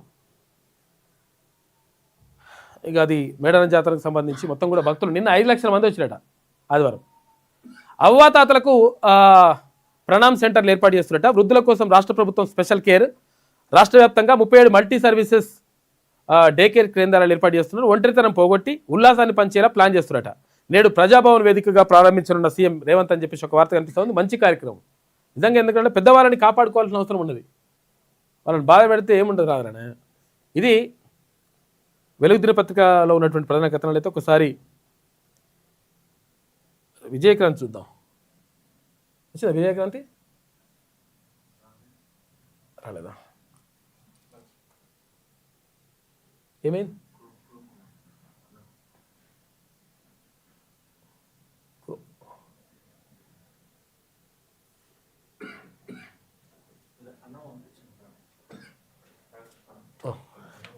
ఒక నిమిషం విజయకాంత్ చూద్దాం, ఉందా? రైట్. రేటింగ్లో ఫస్ట్ ప్లేస్లో ఉన్నది విజయక్రాంతి. ఇవాళ కూడా, నిన్న కూడా అట్లనే ఫస్ట్ ప్లేస్లో ఉన్నది, ఇవాళ కూడా ఫస్ట్ ప్లేస్లోనే ఉంది విజయక్రాంతి. ఎందుకంటే సామాజిక అంశాలు స్పృశించడంలో విజయక్రాంతి ముందస్తుగా ఉంది అని చెప్పేసి చెప్తా ఉన్నది గ్రోకు, తర్వాత ChatGPT. అంటే మనం చెప్తున్న లెక్కలు కాదు ఇవి, క్లియర్గా ఆర్టిఫిషియల్ ఇంటెలిజెన్స్ చెప్తా ఉన్నది. ప్రజల పక్షపాతి విజయక్రాంతి అని చెప్తున్నది. తర్వాత ఇక్కడ బీసీల పక్షపాతి, బీసీ ఎస్సీ ఎస్టీ మైనార్టీలకు పక్షపాతంగా రాస్తూ ఉంది, ప్రజల కోసం రాస్తూ ఉంది, సమస్యలపైన రాస్తూ ఉంది అని చెప్పేసి అక్కడ గ్రోకు కానీ తర్వాత ChatGPT కానీ చెప్తా ఉంది. విజయక్రాంతికి సంబంధించి నెంబర్ 1 ప్లేస్లో ఉన్నది ఇప్పుడు ప్రజా సమస్యలపైన రాయడంలో. 6.90 లక్షలు చైనా మాంజాను పట్టివేసిరట. హర్యానా నుంచి గుట్టుచప్పుడు కాకుండా రవాణా, ఒక్కో బాబిన్ ధర 2,000 రూపాయలంట. వ్యాపారిని అరెస్ట్ చేసిరు, మంచి పని చేసిరు. వీళ్ళని అడిగితే దొరకలేదు. ఇప్పుడు నేను పోయి అడిగి చూసినాం, నిన్న పోయి అడిగి చూసినాం. అక్కడక్కడ షాపులలో అడిగితే చైనా మాంజా ఉన్నదా, అట్లా ఇట్లా ఉండాలంటే లేదు దొరుకుతా, ఇవ్వము, అది రావట్లేదు మార్కెట్లకి, అమ్మడము కూడా చట్టవిరుద్ధ నేరం, చట్టపరమైనటువంటి నేరము, చట్టవిరుద్ధం అని చెప్తున్నారు వాళ్ళు. మంచి పని అయింది. ఇటువంటి కట్టడి ఇవ్వాల్సిన అవసరం ఉంది. ఎందుకంటే చాలామంది మెడలు దిగిపోతున్నాయి, బైక్ మీద పోతున్నాయి పాపం, ఇక్కడ మాంజా అక్కడిక్కడ తట్టుకొని మెడలు దిగిపోతున్నాయి. వినోదానికి ఉండాలి కానీ అది మొత్తం కూడా ప్రమాదం అయితే ఎట్టరా బాబు. కానీ మంచి పని చేస్తున్నది ఈ విషయంలో మాత్రం, ఒక మంచి నిర్ణయం తీసుకున్నారు. చైనా మాంజాతో తెగిన సాఫ్ట్వేర్ మెడ చూసుకో. ఉప్పల్ స్టేడియం మెట్రో స్టేషన్ వద్ద ఘటన, టెకీ పరిస్థితి ప్రస్తుతం నిలకడగా ఉందని చెప్తున్నట్టు. నయం ఇంకా ఇక నిష్పాక్షిక జర్నలిజానికి నిలువెత్తు సంతకం, సామాజిక ఆర్థిక రాజకీయ తెలంగాణకు అద్దమని చెప్పేసి ఇక్కడ గ్రోకు చెప్తా ఉంది, తర్వాత ChatGPT చెప్తా ఉంది. తెలుగు మీడియా రంగం రాజకీయ పార్టీలకు వంత పాడుతున్న వేళ పక్షపాత ధోరణితో వార్తలను వండి వారుస్తున్న తరుణాన సామాజిక న్యాయమే ఊపిరిగా ప్రజా గొంతుకగా పుట్టిన పత్రిక విజయక్రాంతి. పత్రిక ఉద్భవించి 2 ఏళ్లైన పూర్తి కాకముందే తెలంగాణ ప్రజల నిజమైన గొంతుకనే పేరు తెచ్చుకుంది. అణగారిన వర్గాల ఆశాజ్యోతిగా, నిరుద్యోగుల పోరాటాలకు వేదికగా, సామాజిక సమానత్వం కోసం పరితపించే శక్తిగా తన ప్రస్థానాన్ని కొనసాగిస్తుంది. ముఖ్యంగా బీసీ ఎస్సీ ఎస్టీ వర్గాల హక్కులు, ఆయా సామాజిక వర్గాలకు దామాషా ప్రకారం దక్కాల్సిన రిజర్వేషన్లు, జలవనరుల రక్షణ, ఇటు కార్పొరేట్ శక్తుల దోపిడీపై విస్తృతమైన కథనాలు ప్రచురించి తెలుగు జర్నలిజం చరిత్రలో సరికొత్త అధ్యాయాన్ని లిఖిస్తోంది. అధికార పక్షాన కాకుండా ఇటు ప్రతిపక్షాల అజెండాలకు లొంగకుండా కేవలం ప్రజల పక్షాన నిలబడి నిజాలను నిర్భయంగా చాటి చెప్తుంది. తద్వారా తెలంగాణ సమాజంలో అత్యంత విశ్వసనీయమైన పత్రికగా అవతరించింది. పత్రిక తాజాగా అరుదైన ఘటన సాధించింది. ఎలాంటి మానవ జోక్యం లేకుండా ChatGPT నిర్వహించిన కంటెంట్ విశ్లేషణలో విజయక్రాంతి జర్నలిజం విలువలకు కట్టుబడి వార్తలు, కథనాలు ప్రచురిస్తూ ఇతర మెయిన్ స్ట్రీమ్ మీడియా పత్రికల కంటే అగ్రస్థానంలో దూసుకెళ్తున్నది అని తేలింది. ఇతర పత్రికలతో పోలిస్తే విజయక్రాంతి సామాజిక సమస్యలను ఎప్పటికప్పుడు వెలుగులోకి తీసుకొస్తుందని చెప్పేసి ప్రత్యేక కథనాన్ని వేసుకుంది విజయక్రాంతి. ఇక్కడ చాట్ జీపీటీ ఏమేం చెప్పిందని చెప్పేసి చూసుకుంటే మొత్తం కూడా 5 స్టార్కి 5 స్టార్ ఇచ్చింది నిన్న. ఇవాళ 5 స్టార్కి ఇక్కడ సామాజిక న్యాయం విషయంలో 4 స్టారు, తర్వాత 5 స్టారు, బీసీ ఎస్సీ ఎస్టీ విషయంలో 5 స్టారు, ప్రభుత్వ విమర్శ విషయంలో 4 స్టార్ వచ్చింది. ఇలా మొత్తం మీద 5 స్టార్ వచ్చింది ఇవాళ విజయక్రాంతి పత్రికకు. మొత్తం కూడా ఇక్కడ తెలంగాణ #1 విజయక్రాంతి అని చెప్పేసి ఎమ్మెల్సీ తీర్మాన్ మల్లన్న నిన్న చెప్పిండు. అంటే ఈ చాట్ జీపీటీ అన్నీ కూడా చూసిన తర్వాత రాజకీయ విమర్శలకే ఆంధ్రజ్యోతి పరిమితం అయిపోయింది, విమర్శనాత్మక కోణం కొంతే ఉంది సాక్షిలో అని చెప్పేసి ఇట్లా నిన్న దానికి విమర్శించిన దానికి ఈ పత్రిక చెప్తా ఉంది. ఫస్ట్ పేజీ ఇక్కడ ఉంటుంది ఇవాళది. నిన్న జరిగిన దానికి అది ఆ పత్రికలో వేసిండు. అక్కడ శౌర్యానికి ప్రతీక సోమనాథ్, కిలోమీటర్ పొడవున శౌర్యపు యాత్ర. ఇక ఆలయ శిఖరంపై నేటికి త్రివర్ణ జెండా రెపరెపలు, భారత్ శక్తికి నిదర్శనం. ఆలయాన్ని రక్షించిన అసంఖ్యాక యోధులకు ప్రధాని నిన్న నివాళులర్పించిండు. గుజరాత్లోని సోమనాథ్ ఆలయం వద్ద శౌర్యయాత్ర ఊరేగింపు సందర్భంగా భక్తులకు అభివాదం చేస్తుండు ప్రధాని మోడీ. నిన్నక సమ్మక్క సారక్క జాతరకు సంబంధించి ఇక్కడ మంత్రులందరూ కూడా పోయినరు. ఇక్కడ ములుగు జిల్లాలోని మేడారం సమ్మక్క సారక్కలను ఆదివారం డిప్యూటీ సీఎం భట్టి విక్రమార్క, తర్వాత మంత్రులు శ్రీధర్ బాబు, కొండా సురేఖ, పొంగులేటి శ్రీనివాసరెడ్డి, సీతక్క, అడ్డూరు లక్ష్మణ్తో కలిసి దర్శించుకున్నారు. వనదేవతలు గద్దెల వద్ద ప్రత్యేక పూజలు చేసి రాష్ట్ర ప్రజలను సుభిక్షంగా చూడాలని కోరుకున్నారు. మేడారం జాతర గిరిజనుల పండుగ మాత్రమే కాదని, ఈ వేడుక తెలంగాణ గుండె చప్పుడు, ఆత్మగౌరవానికి ప్రతీకగా నిలుస్తోందని భట్టి అన్నాడు. ఇక ఈ నెల 18న సీఎం రేవంత్ రెడ్డి మేడారానికి వస్తుందంట. ఇవాళ ఎంత 12 తారీఖు, 18 తారీఖు వస్తాడట అట్లు వెల్లడించారు. ఆదివారం 5 లక్షల మంది దర్శించుకున్నట నిన్న. ఇవి కూడా వస్తున్నాయి, వస్తలేవా? ఎందుకు ఏమైంది అసలు? ఇట్లా ఎందుకు వస్తలేవు ఇవి? ఇవి కూడా వస్తలేవు, ప్రాబ్లం ఉన్నది. రైట్. ఎస్ఎల్బీసీ టన్నెల్ను పూర్తి చేస్తాం, ఆధునిక పరిజ్ఞానంతో యుద్ధ ప్రాతిపదికన తవ్వకాలు. సమీక్షా సమావేశంలో మంత్రి ఉత్తమ్ కుమార్ రెడ్డి మాట్లాడాడు. దాన్ని కంప్లీట్ చేస్తామని చెప్తున్నాడు. 43 ఏళ్ళ మెల్లమెల్ల నడుస్తుంది. జోడు పదవుల లొల్లి. కాంగ్రెస్ పార్టీలో ఒకరికే 2 పదవులు ఇవ్వడంపై గుర్రుమంటున్న పార్టీ శ్రేణులు. ఇక ఎమ్మెల్యేలకు ఎమ్మెల్సీలకు పార్టీ పదవులు ఇవ్వడంపై బగ్గుమంటున్న క్యాడర్. ఒకరికి ఒకే పదవి ఇవ్వాలని గతంలోనే నిర్ణయం తీసుకున్న కాంగ్రెస్ పార్టీ నిబంధనలకు అసెంబ్లీ ఎన్నికల నుంచే తూట్లు పడిచిండ్రు. అధికారంలోకి వచ్చాక కొనసాగుతున్న జోడు పదవుల విధానం. త్వరలో భర్తీ కాబోయేటువంటి ఓబీసీ, మహిళా కాంగ్రెస్ పోస్టుల్లోనూ ఎమ్మెల్యేల పేర్లే తెరపైకి వస్తున్నాయట. చూసుకోయిగా వాళ్ళకి ఎమ్మెల్యే పదవులు సరిపోతున్నాడు, మళ్ళీ ఇంక ఇవి కూడా కావాలట. పార్టీ పదవుల్లోనైనా కష్టపడిన వారికి ఇవ్వాలని చెప్పేసి క్యాడర్ అంటా ఉంది. చాలామంది చాలా విషయాల్లో కూడా అతిక్రమించిండ్రు నిబంధనల్ని. ఎందుకంటే గతంలో ఒక పార్లమెంట్ స్థానంలో 2 బీసీలకు ఇస్తాం, అసెంబ్లీ స్థానాలు ఇస్తాం, తర్వాత ఇట్లా రకరకాలుగా చెప్పిండ్రు. ఇక్కడ కామన్ డిక్లరేషన్ చెప్పారు. ఏది కూడా ఆగమాగం జగన్నాథం అన్నట్టుంది కథ. ఇక నరేగాకు 8 లక్షల కోట్లు గత 12 ఏళ్లలో ఖర్చు చేసిన కేంద్ర ప్రభుత్వం. కాంగ్రెస్ కంటే బీజేపీయే అధిక నిధులు కేటాయించింది. అవినీతిని నిరోధించిందికే బీవీ రామ్జీ చట్టం అని చెప్పేసి దేశంలో ఎంజీఎన్ఆర్ ఈజీఏకు ముందే ఉపాధి పథకాలు అని చెప్పేసి రాష్ట్ర బీజేపీ అధ్యక్షుడు రామచంద్రరావు అంటుండు. మోసగాడు రేవంత్ నిజాయితీగా అన్ని వర్గాలను మోసం చేస్తున్నాడు. నిరుద్యోగులకు ప్రభుత్వం భరోసా ఇవ్వాలి, ఇచ్చిన మాట ప్రకారం ఉద్యోగ నోటిఫికేషన్లు ఇవ్వాలని చెప్పేసి ఇక్కడ కేటీఆర్ అంటున్నాడు. రాజకీయాల్లో వారసత్వాన్ని ఇష్టపడను, 4Cల అర్హతలు ఉన్న ఎవరైనా రాజకీయంగా రాణించవచ్చు. మాజీ ఉపరాష్ట్రపతి వెంకయ్యనాయుడు ముచ్చింతల్లో స్వర్ణ భారత్ ట్రస్ట్లో సంక్రాంతి సంబరాలు చేసింది నిన్న. ఇక Kohir at the rate of ఎంత 5.6 డిగ్రీల సెల్సియస్ అట. రాష్ట్రంలో 2 రోజులు కనిష్ట ఉష్ణోగ్రతలు నమోదవుతున్నాయి. వాతావరణ కేంద్రం అంచనా వేసింది. ఇక డిజిటల్ అరెస్టులతోటి 15 కోట్లు మోసం చేసిరట. ఢిల్లీలో ఎన్ఆర్ఐ వృద్ధ దంపతులను బురిడి కొట్టించిరట సైబర్ నేరగాళ్ళు. 15 కోట్లు కొట్టేసిరట. వీడియో కాల్లో పోలీసుల అధికారులకే ధమ్కీ ఇచ్చిరట. గతంలో 48 ఏళ్ల పాటు ఐక్యరాజ్య సమితిలో నిధులు నిర్వహించిందట బాధితులు. అబ్బబ్బబ్బా, ఐక్యరాజ్య సమితిలో విధులు నిర్వహించినటువంటి వాళ్ళకే ఖతం చేసి పడేసారు. వాళ్ళకి 15 కోట్లు ఖతం చేసినట్టు చూసుకోగా. మునగాలు ఉన్నాడు ఆయన, మీరు వేస్ట్ ఫెలోస్. ఇక ఆదివారం హైదరాబాద్లోని మహాత్మాగాంధీ బస్ స్టేషన్ ప్రయాణికులతో కిక్కిరిసింది. సంక్రాంతి పండుగకు తమ స్వస్థలాలకు వెళ్లేందుకు బస్సు ఎక్కుతున్న ప్రజలు. ఇవాళ నింగిలోకి పిఎస్ఎల్వి C-62 శ్రీహరికోట నుంచి ప్రయోగించనున్న ఇస్రో ఈ ఉపగ్రహం NSIL 9వ రాజకీయాల్లో వారసత్వాన్ని ఇష్టపడను అని చెప్పేసి వెంకయ్యనాయుడు అంటున్నాడు. ఇది విజయక్రాంతిలో ఉన్నటువంటి ప్రధాన కథనాన్ని అయితే ఒకసారి ఈనాడు చూద్దాం. వనదేవతల వైభవాన్ని ప్రపంచానికి చాటుదాం ఉప ముఖ్యమంత్రి బట్టి విక్రమార్క అంటున్నాడు. నిన్న మేడారం వెళ్ళిరు మంత్రులందరూ కలిసి.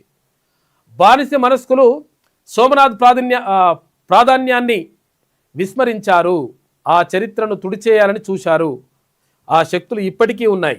స్వాభిమాన్ పరువులో ప్రధాని మోడీ మాట్లాడాడు. ఏది సోమనాథ్ ఆలయానికి సంబంధించి 1000 ఏళ్ళ అయిన సందర్భంగా ఇరాన్పై దాడికి అమెరికా సన్నాహాలు చేస్తుందంట. ఆందోళనలో నెత్తురోడుతున్న ఇస్లామిక్ దేశం 10,000 మందికి పైగా అరెస్టు, నిరసనకారులపై సైన్యం ఉక్కుపాదం మోపింది. అమెరికాకు ఇరాన్ తీవ్ర హెచ్చరికలు చేసింది. అప్రమత్తమైంది టెల్ అవీవ్.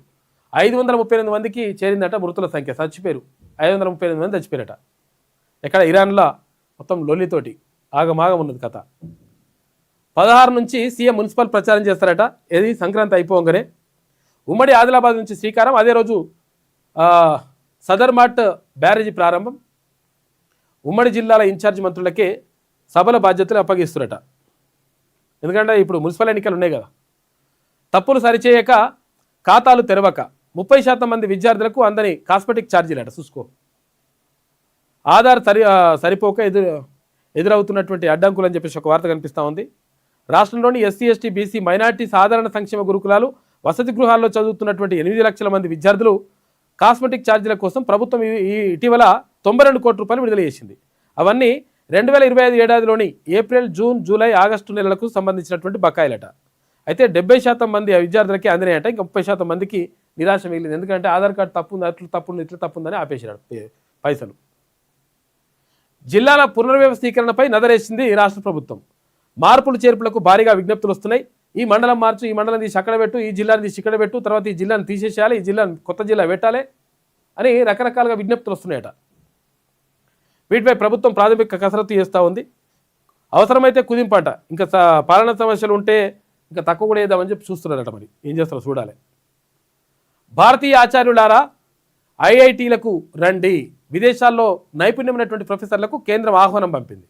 త్వరలో ప్రైమ్ మినిస్టర్ రీసెర్చ్ చైర్ పథకానికి శ్రీకారం చుడుతున్నారు. ఉన్నత విద్య పరిశోధనల రంగాలకు బలోపేతం చేసే అందులో లక్ష్యంగా భాగంగా విదేశాల్లో ఉన్నటువంటి ఎవరైతే భారతీయ ప్రొఫెసర్లు ఉంటారో వాళ్ళందరినీ కూడా మళ్ళీ పిలుస్తూ ఉన్నారు IITలో చెప్పడానికి.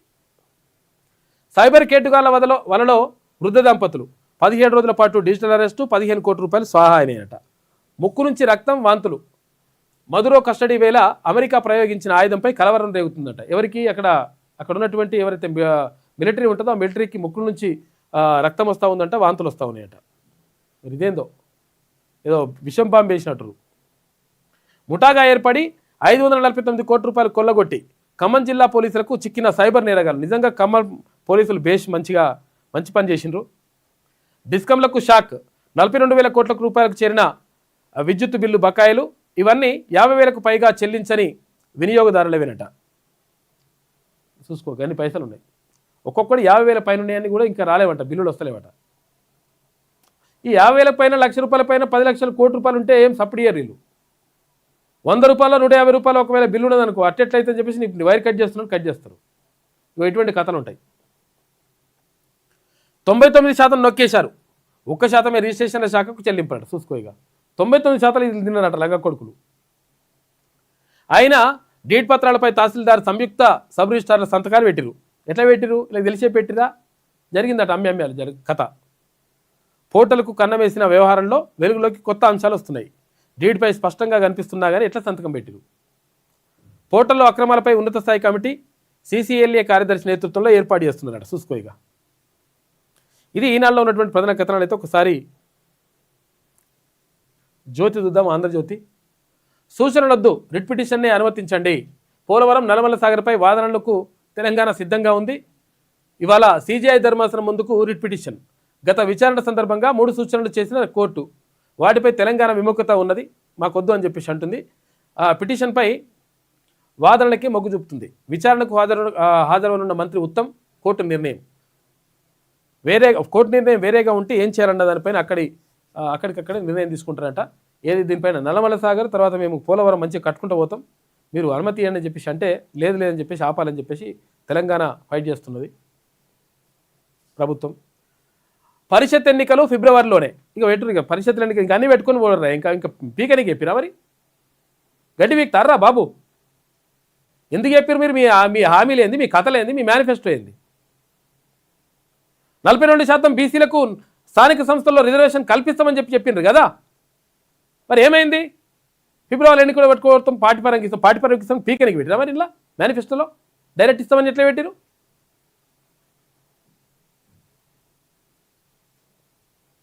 ఏమి రాసుకొచ్చి ఏమైందంటే సమర్థించినట్టు చేసేసారు, ఎన్నికలు పెట్టేసారు అని చెప్పేసి ఈమె కాగమాగం ఉన్నట్టుంది ఆంధ్రజ్యోతికి. ఇట్లా అందుకే క్వశ్చన్ ఇట్లా పెడతానమాట, ఆశ్చర్యార్థకం క్వశ్చన్ మార్క్తో వార్తలు రాసుకుంటూ వస్తుంది ఈమె.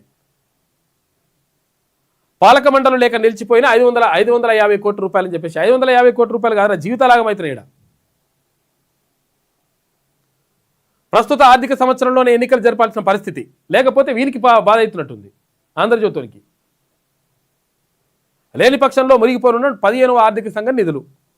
పురపోరు ముగిసిన వెంటనే పరిషత్ ఎన్నికల నిర్వహణకు కసరత్తు. బీసీలకు పార్టీ పరంగా 42% రిజర్వేషన్ ఇచ్చే యోచనలో కాంగ్రెస్ ఉందట. ఉయ్యరి సూర్యుడు మీ పని ఎట్లయితుందో. ఎంపీటీసీ జెడ్పీటీసీ ఎన్నికలకు సంబంధించి రాస్తుంది ఇక మునగాడు. సార్ ఇచ్చి చూడరు ఎట్లుంటుందో. పార్టీ పరంగా ఇస్తారట, పీకెనికి చెప్పాలనా? 10 రోజులు అలైవ్ అంట. రోడ్డు ప్రమాదాల నివారణకు పోలీసుల శాఖ ప్రత్యేక ప్రచార కార్యక్రమం చేపట్టింది. ఇవాళ ముఖ్యమంత్రి ప్రారంభిస్తారంట. రాష్ట్ర వ్యాప్తంగా రహదారి భద్రతపై ప్రచారం చేస్తున్నారు. మంచిది ఇది. దీనిపైన 100% తీసుకోవాలి. ఇంకా రోడ్డు భద్రతకు సంబంధించి 550 కోట్లు పోతున్నాడు. 550 కోట్లు కాదురా బాబు, ఇక్కడ మొత్తం కోట్ల జీవితాలు ఆగమవుతున్నాయి. విభజన శక్తులను తరిమేద్దాం, సోమనాథ్ వారసత్వాన్ని తక్కువ చేసే యత్నం, ధనం కోసమే దురాక్రమణ అని బోధించారు. అవి విద్వేష దాడులన్న సంగతి దాచిపెట్టారు. పునర్నిర్మాణంలో పటేల్ను అడ్డుకునే యత్నం. ఆలయ ప్రారంభోత్సవానికి నాటి రాష్ట్రపతి రాజేంద్ర ప్రసాద్ వస్తానంటే అభ్యంతరాలు. సోమనాథ్ శౌర్యయాత్రలో నిన్న మోడీ మాట్లాడాడు. ఏమైంది అసలు యాక్చువల్గా? ఎందుకు సోమనాథాలయాన్ని ఎందుకు కొట్టినట్టు అక్కడ ఉన్న బంగారం ఎత్తుకుపోవడానికి అని చెప్పి రాశారు. కానీ కాదు, ఇక్కడ చారిత్రకమైనటువంటి ఆధారాలను చెడిపేయడానికి, సంస్కృతి సాంప్రదాయాలని దెబ్బతీయడానికి, మన నాగరికత పైన దెబ్బ కొట్టడానికి గోరీ మహమ్మద్ చేసినటువంటి ఈ దండయాత్ర ఇదంతా కూడా.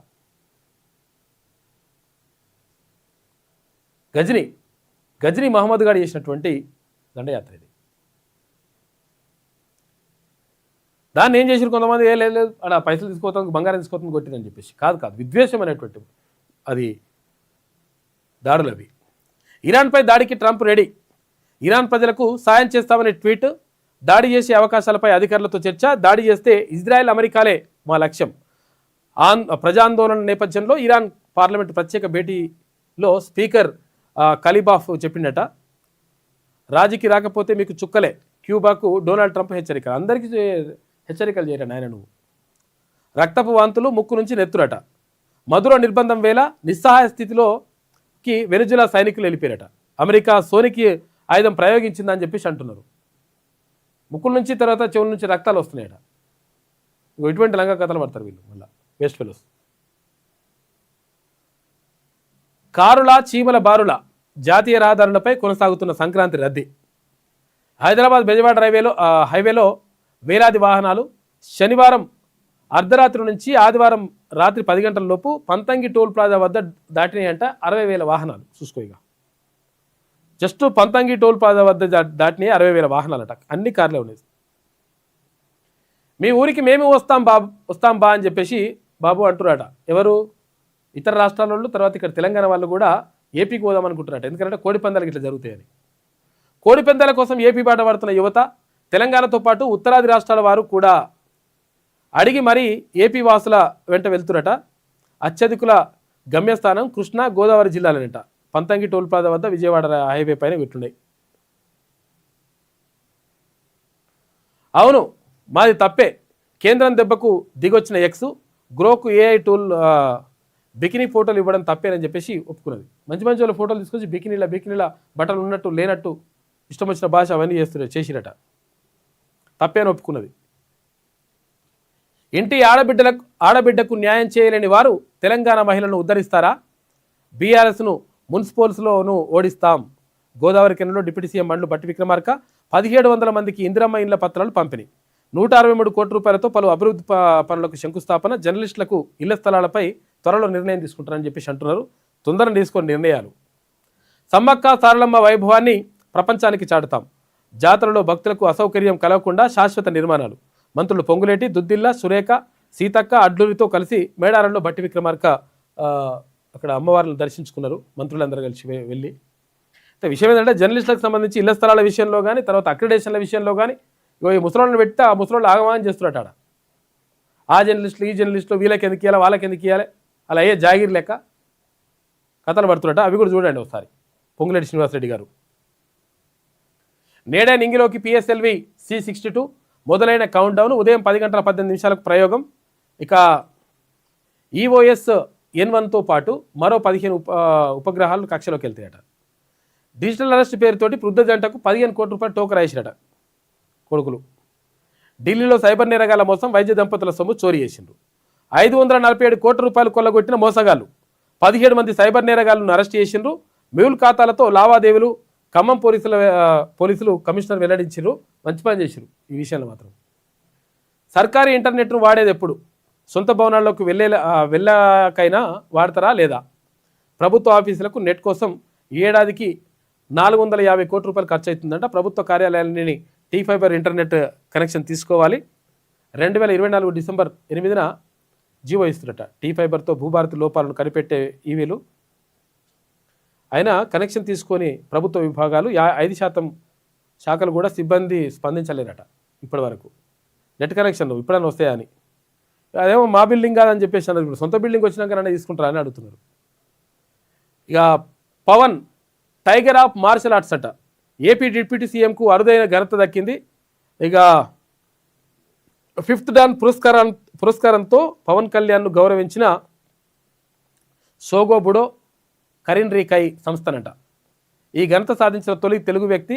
సినిమా, యుద్ధ కళలు, యుద్ధ తత్వశాస్త్రంలో పవన్కు ప్రత్యేక స్థానం ఉన్నది. నిజంగా కూడా పవన్ కళ్యాణ్ మంచి అది ఉంటుంది. కరాటేలో ఆయనకు మంచి బెల్టులు ఉన్నాయి. అన్నీ బ్లాక్ బెల్ట్, వైట్ బెల్ట్, ఈ గ్రీన్ బెల్ట్ అన్నీ ఉన్నాయి. దాంతో పాటు ఇంకోటి ఏంటంటే పవన్ కళ్యాణ్ అప్పుడు గతంలో చూసినాం మనం. అసలు యాక్చువల్ కార్లు చేతుల మీదకి వెళ్ళి ఇట్లా కార్లు వెళ్ళిపోతూ ఉంటాయి. అవన్నీ కూడా చేసాడు పవన్ కళ్యాణ్. దాంట్లో మంచి ప్రావీణ్యం ఉన్నది ఆయనకు మార్షల్ ఆర్ట్స్లో కూడా. ఇది ఆంధ్రజ్యోతిలో ఉన్నటువంటి ప్రధాన కథనాలు. అయితే ఒక్కసారి శనార్థి తెలంగాణ చూద్దాం. కిక్కిరిసిన మేడారానికి పోటెత్తిన భక్తులు.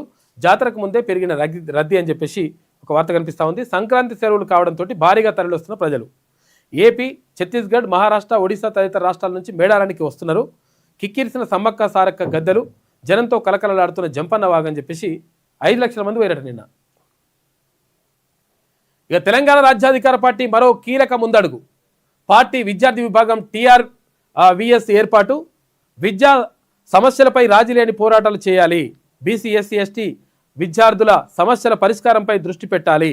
సంస్థాగత విద్యార్థి ఉద్యమాలను నిర్మించాలి. టీఆర్పీ చీఫ్ ఎమ్మెల్సీ తీర్మాన్ మల్లన్న TRVS లోగో నిన్న ఆవిష్కరించింది. ఇందాక గురించింది కదా అది. తెలంగాణ రాజ్యాధికార పార్టీ విద్యార్థి విభాగాన్ని ఏర్పాటు చేసింది నిన్న. దానికి సంబంధించి టీఆర్పీలోకి చేరికల జోరు. హైదరాబాద్ జిల్లా నుంచి భారీగా జాయినింగ్స్ అవుతున్నారు.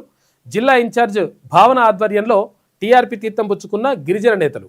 కండువా కప్పి పార్టీలోకి ఆహ్వానించిన మల్లన్న టీఆర్పీ సిద్ధాంతాలు, ఆశయాల కోసం పనిచేయాలని చెప్పేసి ఆదేశాలు జారీ చేసింది. తెలంగాణ రాజ్యాధికార పార్టీ ప్రస్థానంలో మరో కీలక ముందడుగు పడింది. తెలంగాణ రాజ్యాధికార పార్టీ విద్యార్థి సేన ఏర్పాటైంది. ఇందుకు సంబంధించిన లోగోను టీఆర్పీ చీఫ్ మల్లన్న ఆదివారం పార్టీ కార్యాలయంలో ఆవిష్కరించారు. ఈ సందర్భంగా మల్లన్న మాట్లాడుతూ TRVS అనేది విద్యార్థుల సమస్యలపై రాజీ లేని పోరాటం చేసే వేదిక కానున్నట్టు తెలిపారు.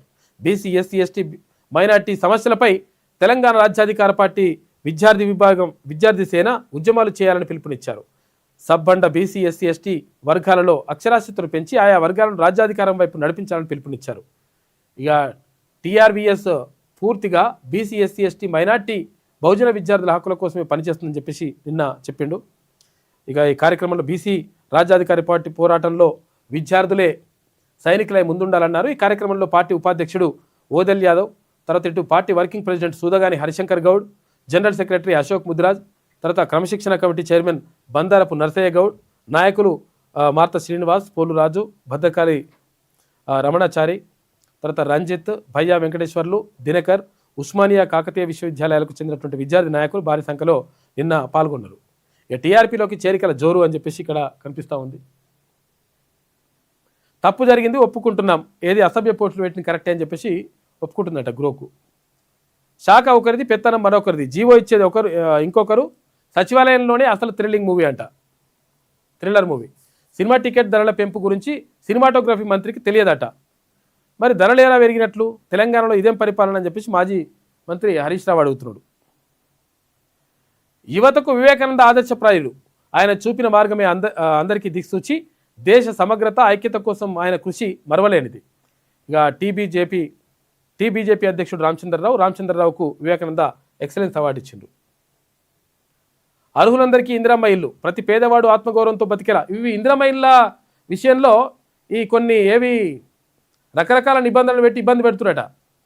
జర్ర గోడలేస్తే ఇయ్యము, లేకపోతే ఇది ఉంటే ఇయ్యము, అది ఉంటే ఇయ్యము, రకరకాలుగా పెడుతున్నారంట. నిజంగా లబ్ధిదారులు ఎవరున్నారో, నిజంగా ఎవరున్నారో చూసి వాళ్లకు ఇందిరమ్మ ఇల్లు ఇవ్వాల్సినటువంటి అవసరం 1000% ఉంటుంది. ఇక చలి వణికిస్తుంది. రాష్ట్రంలో భారీగా పడిపోతున్న ఉష్ణోగ్రతలు. ఆదిలాబాద్ జిల్లాలో 7 నుంచి 10 డిగ్రీల అత్యల్ప ఉష్ణోగ్రత నమోదవుతుందట. పార్టీలోకి చేరికల పరంపర కొనసాగుతూ ఉంది. తెలంగాణ రాజ్యాధికార పార్టీలోకి వరంగల్ జిల్లా నుంచి ఒక కీలకమైనటువంటి నాయకులు ఇవాళ మన అశోక్ ముదిరాజ్ అన్న గారి నేతృత్వంలో ఇవాళ పార్టీలో జాయిన్ కావడం జరుగుతుంది. అన్న గురించి కొంచెం బ్రీఫ్గా మాట్లాడండి. వరంగల్ జిల్లా శాస్త్రి గారు, మీరు గతంలోనే తెలుగుదేశం ప్రభుత్వ హయాంలోనే కార్పొరేటర్గా పనిచేసినారు. మరి తర్వాత తెలుగుదేశం పార్టీ తర్వాత లక్ష్మీపార్వతి వర్గంలో కూడా కీలకంగా పనిచేసినాడు. అంతేకాక బీసీల కోసమే ఏర్పడినటువంటి పార్టీ అని చెప్పి వచ్చినటువంటి ప్రజారాజ్యం పార్టీలో కూడా కీలకంగా వ్యవహరించి మరి హన్మకొండ, వరంగల్, కాజీపేట ప్రాంతంలో విస్తృతంగా చేసి తర్వాత కొన్ని రోజుల పాటు పక్కకు పెట్టి మరి ఇతను ప్రస్తుతం పురోహితునిగా మరి అందరి మన పట్టణ లోపల అందరికీ సుపరిచితుడు. మరి చాలా మృదు స్వభావి, మంచి వ్యక్తి. మరి తద్వారా తర్వాత ఏ పార్టీలో వద్దు, తప్పకుండా నేను మల్లన్న పార్టీలో చేరుతా అని చెప్పి గత 3 నెలల నుంచి కూడా మాతో సంప్రదిస్తూ ఉన్నాడు. మరి అతను ఇన్ని రోజుల పాటు అయ్యప్ప మాల వేసుకున్న దృష్ట్యా నిన్ననే మాల విరమించిన తర్వాత ఈరోజు మా అధ్యక్షుడైనటువంటి పెద్దల గౌరవనీయులు మల్లన్న గారి వరకు పోదామంటే రాత్రి మరి ఉదయం బయలుదేరి రావడం జరిగింది. వారు ఈరోజు మా పార్టీలోకి చేరుతున్న శుభ సందర్భంగా వారి ప్రత్యేకంగా శుభాభివందనాలు తెలియజేస్తున్నాం. తెలంగాణ రాజ్యాధికార పార్టీ నుంచి స్వాగతం చెప్తున్నాం. రైట్, ఒకసారి శాస్త్రి గారిని మళ్ళొకసారి అడుగుదాం. కరెక్ట్ పార్టీలోనే చేరుతున్నట్టు అనిపిస్తుందా?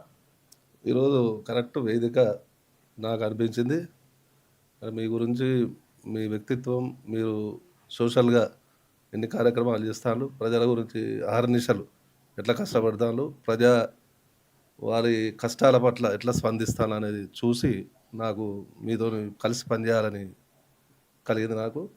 కాబట్టి మీతోనే నేను ఇది last and final. Thank you Shastri garu. Telangana రాజ్యాధికార పార్టీ క్లియర్గా చెప్తా ఉంది, ఎవరెంతో వారికంతా. సామాజిక న్యాయం పరంగా మనమందరం కూడా మనకున్నటువంటి ఆహారాన్ని అన్ని వర్గాల వారం సమానంగా పంచుకొని తిందామనేది దీని ఉద్దేశం. అందులోనే భాగంగా నేను చెప్తా ఉన్నా, ఎవరైతే మా మంచి కోరుతారో వాళ్ళ మంచిని మేము ఖచ్చితంగా కోరుతాము, వాళ్ళ కోసం కూడా నిలబడతాం ఖచ్చితంగా. శాస్త్రి గారికి తెలంగాణ రాజ్యాధికార పార్టీలోకి సాధారణంగా స్వాగతం పలుకుతా ఉన్నాం. వెల్కమ్ టు తెలంగాణ రాజ్యాధికార పార్టీ అన్న. అలాగే ఎవరైతే తెలంగాణ రాజ్యాధికార పార్టీలో ప్రజల కోసం పనిచేయాలనుకుంటారో, ప్రజాపక్షాన నిలబడాలనుకుంటారో వాళ్ళందరికీ ఈ తెలంగాణ రాజ్యాధికార పార్టీ స్వాగతం పలుకుతోంది. శాస్త్రి గారు మరొకసారి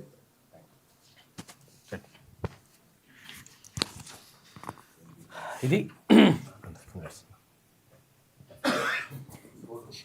రాజ్యాధికార పార్టీలోకి మొత్తం కూడా చేరికల పరంపర కొనసాగుతూ ఉంది అన్ని జిల్లాల నుంచి కూడా.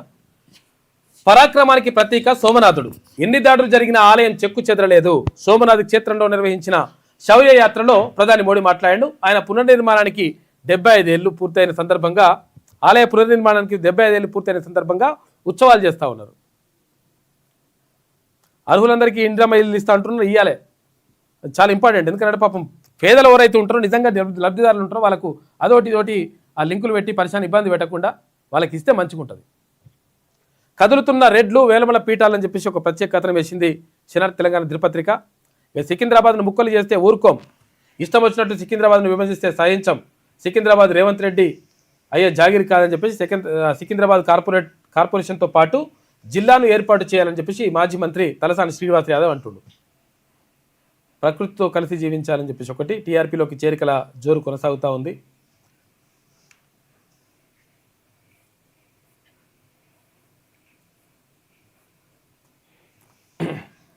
ఇది ఇక్కడ జైషే ఆడియో కలకలం. పాక్ ఉగ్రవాది మసూద్ ఆజాద్ ఆడియో లీక్ అయింది. భారత్పై భారీ ఉగ్రకుట్ర చేస్తామని చెప్పేసి మసూద్ అంటున్నాడట.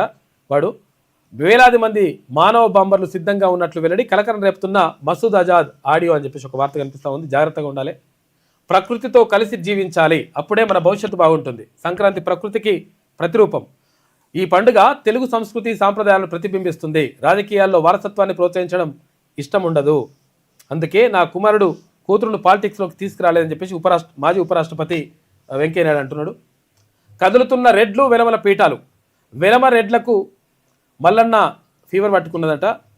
మల్లన్న దెబ్బకు సభ పెట్టుకున్న ఓసీలు. నిన్న ఓసీల సభ పెట్టుకుని నిన్న Hanamkonda arts and science college ground వేదికగా ఓసీ సింహగర్జన సభ. బీసీలో వస్తున్న చైతన్యం చూసి ఓసీల్లో మొదలైన గుబులు. ఓసీల జనాభా 30% ఉన్నట్లు ఉద్దరముచ్చట్లు. గతంలో రెడ్ల జనాభా 5% లోపే ఉందన్న జీవన్ రెడ్డి. కానీ వరంగల్ సభలో మాత్రం అగ్రవర్ణాల ఏతుల వ్యాఖ్యలు అని చెప్పేసి ఒక ప్రత్యేక వ్యాసం కనిపిస్తూ ఉంది. నిన్న పెట్టిన సభకు సంబంధించి పోస్టర్ కూడా పెట్టినట్టు కనిపిస్తలేవు.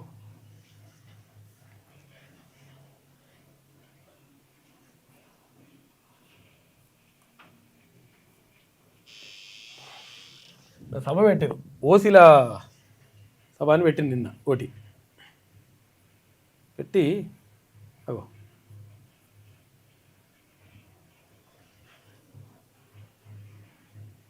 ఏమైతుంది, ప్రాబ్లం వచ్చింది, కొంచెం ఏదో ప్రాబ్లం ఉన్నది. ఇంక ఇది ఇట్లుంటే ఎక్కడ పోయి ఈమెనేనా? ఓ ఈనాడా ఇది?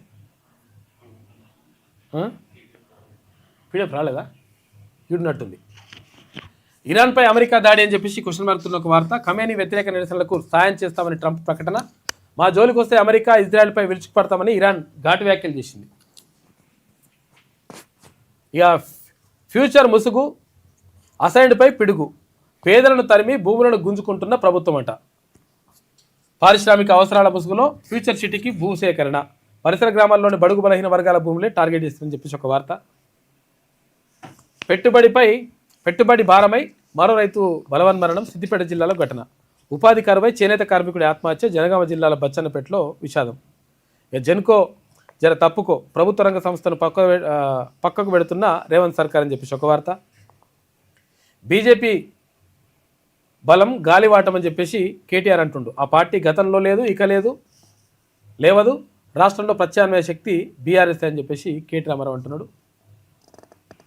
అన్నగా నిలిచి కన్నీళ్లు తుడిచి అని చెప్పేసి రాజేంద్ర నియోజకవర్గంలో నేతలు బీఆర్ఎస్లో చేరిన సందర్భంగా తెలంగాణ భవన్లో ఆదివారం కనిపించిన భావోద్వేగ దృశ్యం అని చెప్పేసి చెప్తున్నారు. భూహారతి 100 కోట్ల రూపాయలట. తీగలాగితే కదులుతున్న భూభారతి డొంక. భూభారతి కాదు, అప్పుడు కూడా ఏది భూభారతిలో ఇప్పుడు జరుగుతున్నాయి, తర్వాత అంతకుముందు ధరణిలో కూడా జరిగినాయి. ఇవన్నీ కూడా బయట తీయాలి. ఇవన్నీ నిరుద్యోగుల మెరుపు ధర్నా. పోలీసు బలగాల మోహరించిన వెనక్కి తగ్గని యువత. అశోక్ నగర్లో ఆదివారం రాత్రి ఆందోళన. రోడ్డుపై బైఠాయింపు. కాంగ్రెస్ ప్రభుత్వానికి వ్యతిరేకంగా నిరసన చేసిండ్రు. పలువురిని అరెస్ట్ చేసిండ్రు నిరుద్యోగులని. రేవంత్ రివెంజ్ సినిమానంట. సచివాలయంలో సస్పెన్స్ థ్రిల్లర్. పాలసీ వదిలి పగతో వ్యవహరిస్తారని చెప్పేసి ఇక్కడ హరీష్ రావు అంటున్నాడు. ఎస్ బాస్ ఐపాస్ సీఎంఓ నుంచే టీజీఐఎస్సీ పర్యవేక్షణ, అక్కడ ఓకే అంటేనే కదులుతున్న ఫైల్ అట. చైర్మన్ ఆఫీసులో నేతల అనుచరుల తిష్ట, ఉత్సవ విగ్రహాలుగా మారినట్టు అధికారులు, చిన్న తరహా పెట్టుబడిదారులకు ఇక్కట్లు. ఏందో కథ మళ్ళా. 547 కోట్ల రూపాయలు కొల్లగొట్టారు. ఖమ్మం జిల్లాలో సైబర్ ముఠాను అరెస్ట్ చేసింది. మంచి పని చేసిరు. ఇక సంక్రాంతి దాకా చలి తీవ్రత ఉంటుందట, జాగ్రత్తగా ఉండండి. ఇది ఈమె రాసుకొచ్చినటువంటి వార్త. మొత్తం మీద జరుగుతున్నటువంటి పరిణామాలు ఇట్లా ఉన్నాయి. ఇక ఏది ఇక్కడ మున్సిపల్ ఎన్నికల్లో ఎట్టి పరిస్థితుల్లో ఇక 42% రిజర్వేషన్ కల్పించేటువంటి పరిస్థితి మాత్రం కనిపించడం లేదు బీసీలకు. ఇక ఎంపీటీసీ జెడ్పీటీసీ ఎన్నికలలో కూడా మేము 42% లేకుంటే పోతామంటే మీ పని చేస్తారు. ఎంపీటీసీ జెడ్పీటీసీ కాదు, ఇప్పుడు ఇక్కడ మున్సిపల్ ఎన్నికల్లో కూడా 117 మున్సిపాలిటీలు, తర్వాత 6 కార్పొరేషన్లకు ఎన్నికలు జరుగుతాయి కదా. ఆ జరిగే ఎన్నికలలో బీసీలకు సరైనటువంటి కేటాయింపులు జరపకుండా ఒకవేళ టికెట్ ఇచ్చే కార్యక్రమం పెడితే అలా పని చేసేటువంటి కార్యక్రమం మీరు తీసుకోవాలి. రాజ్య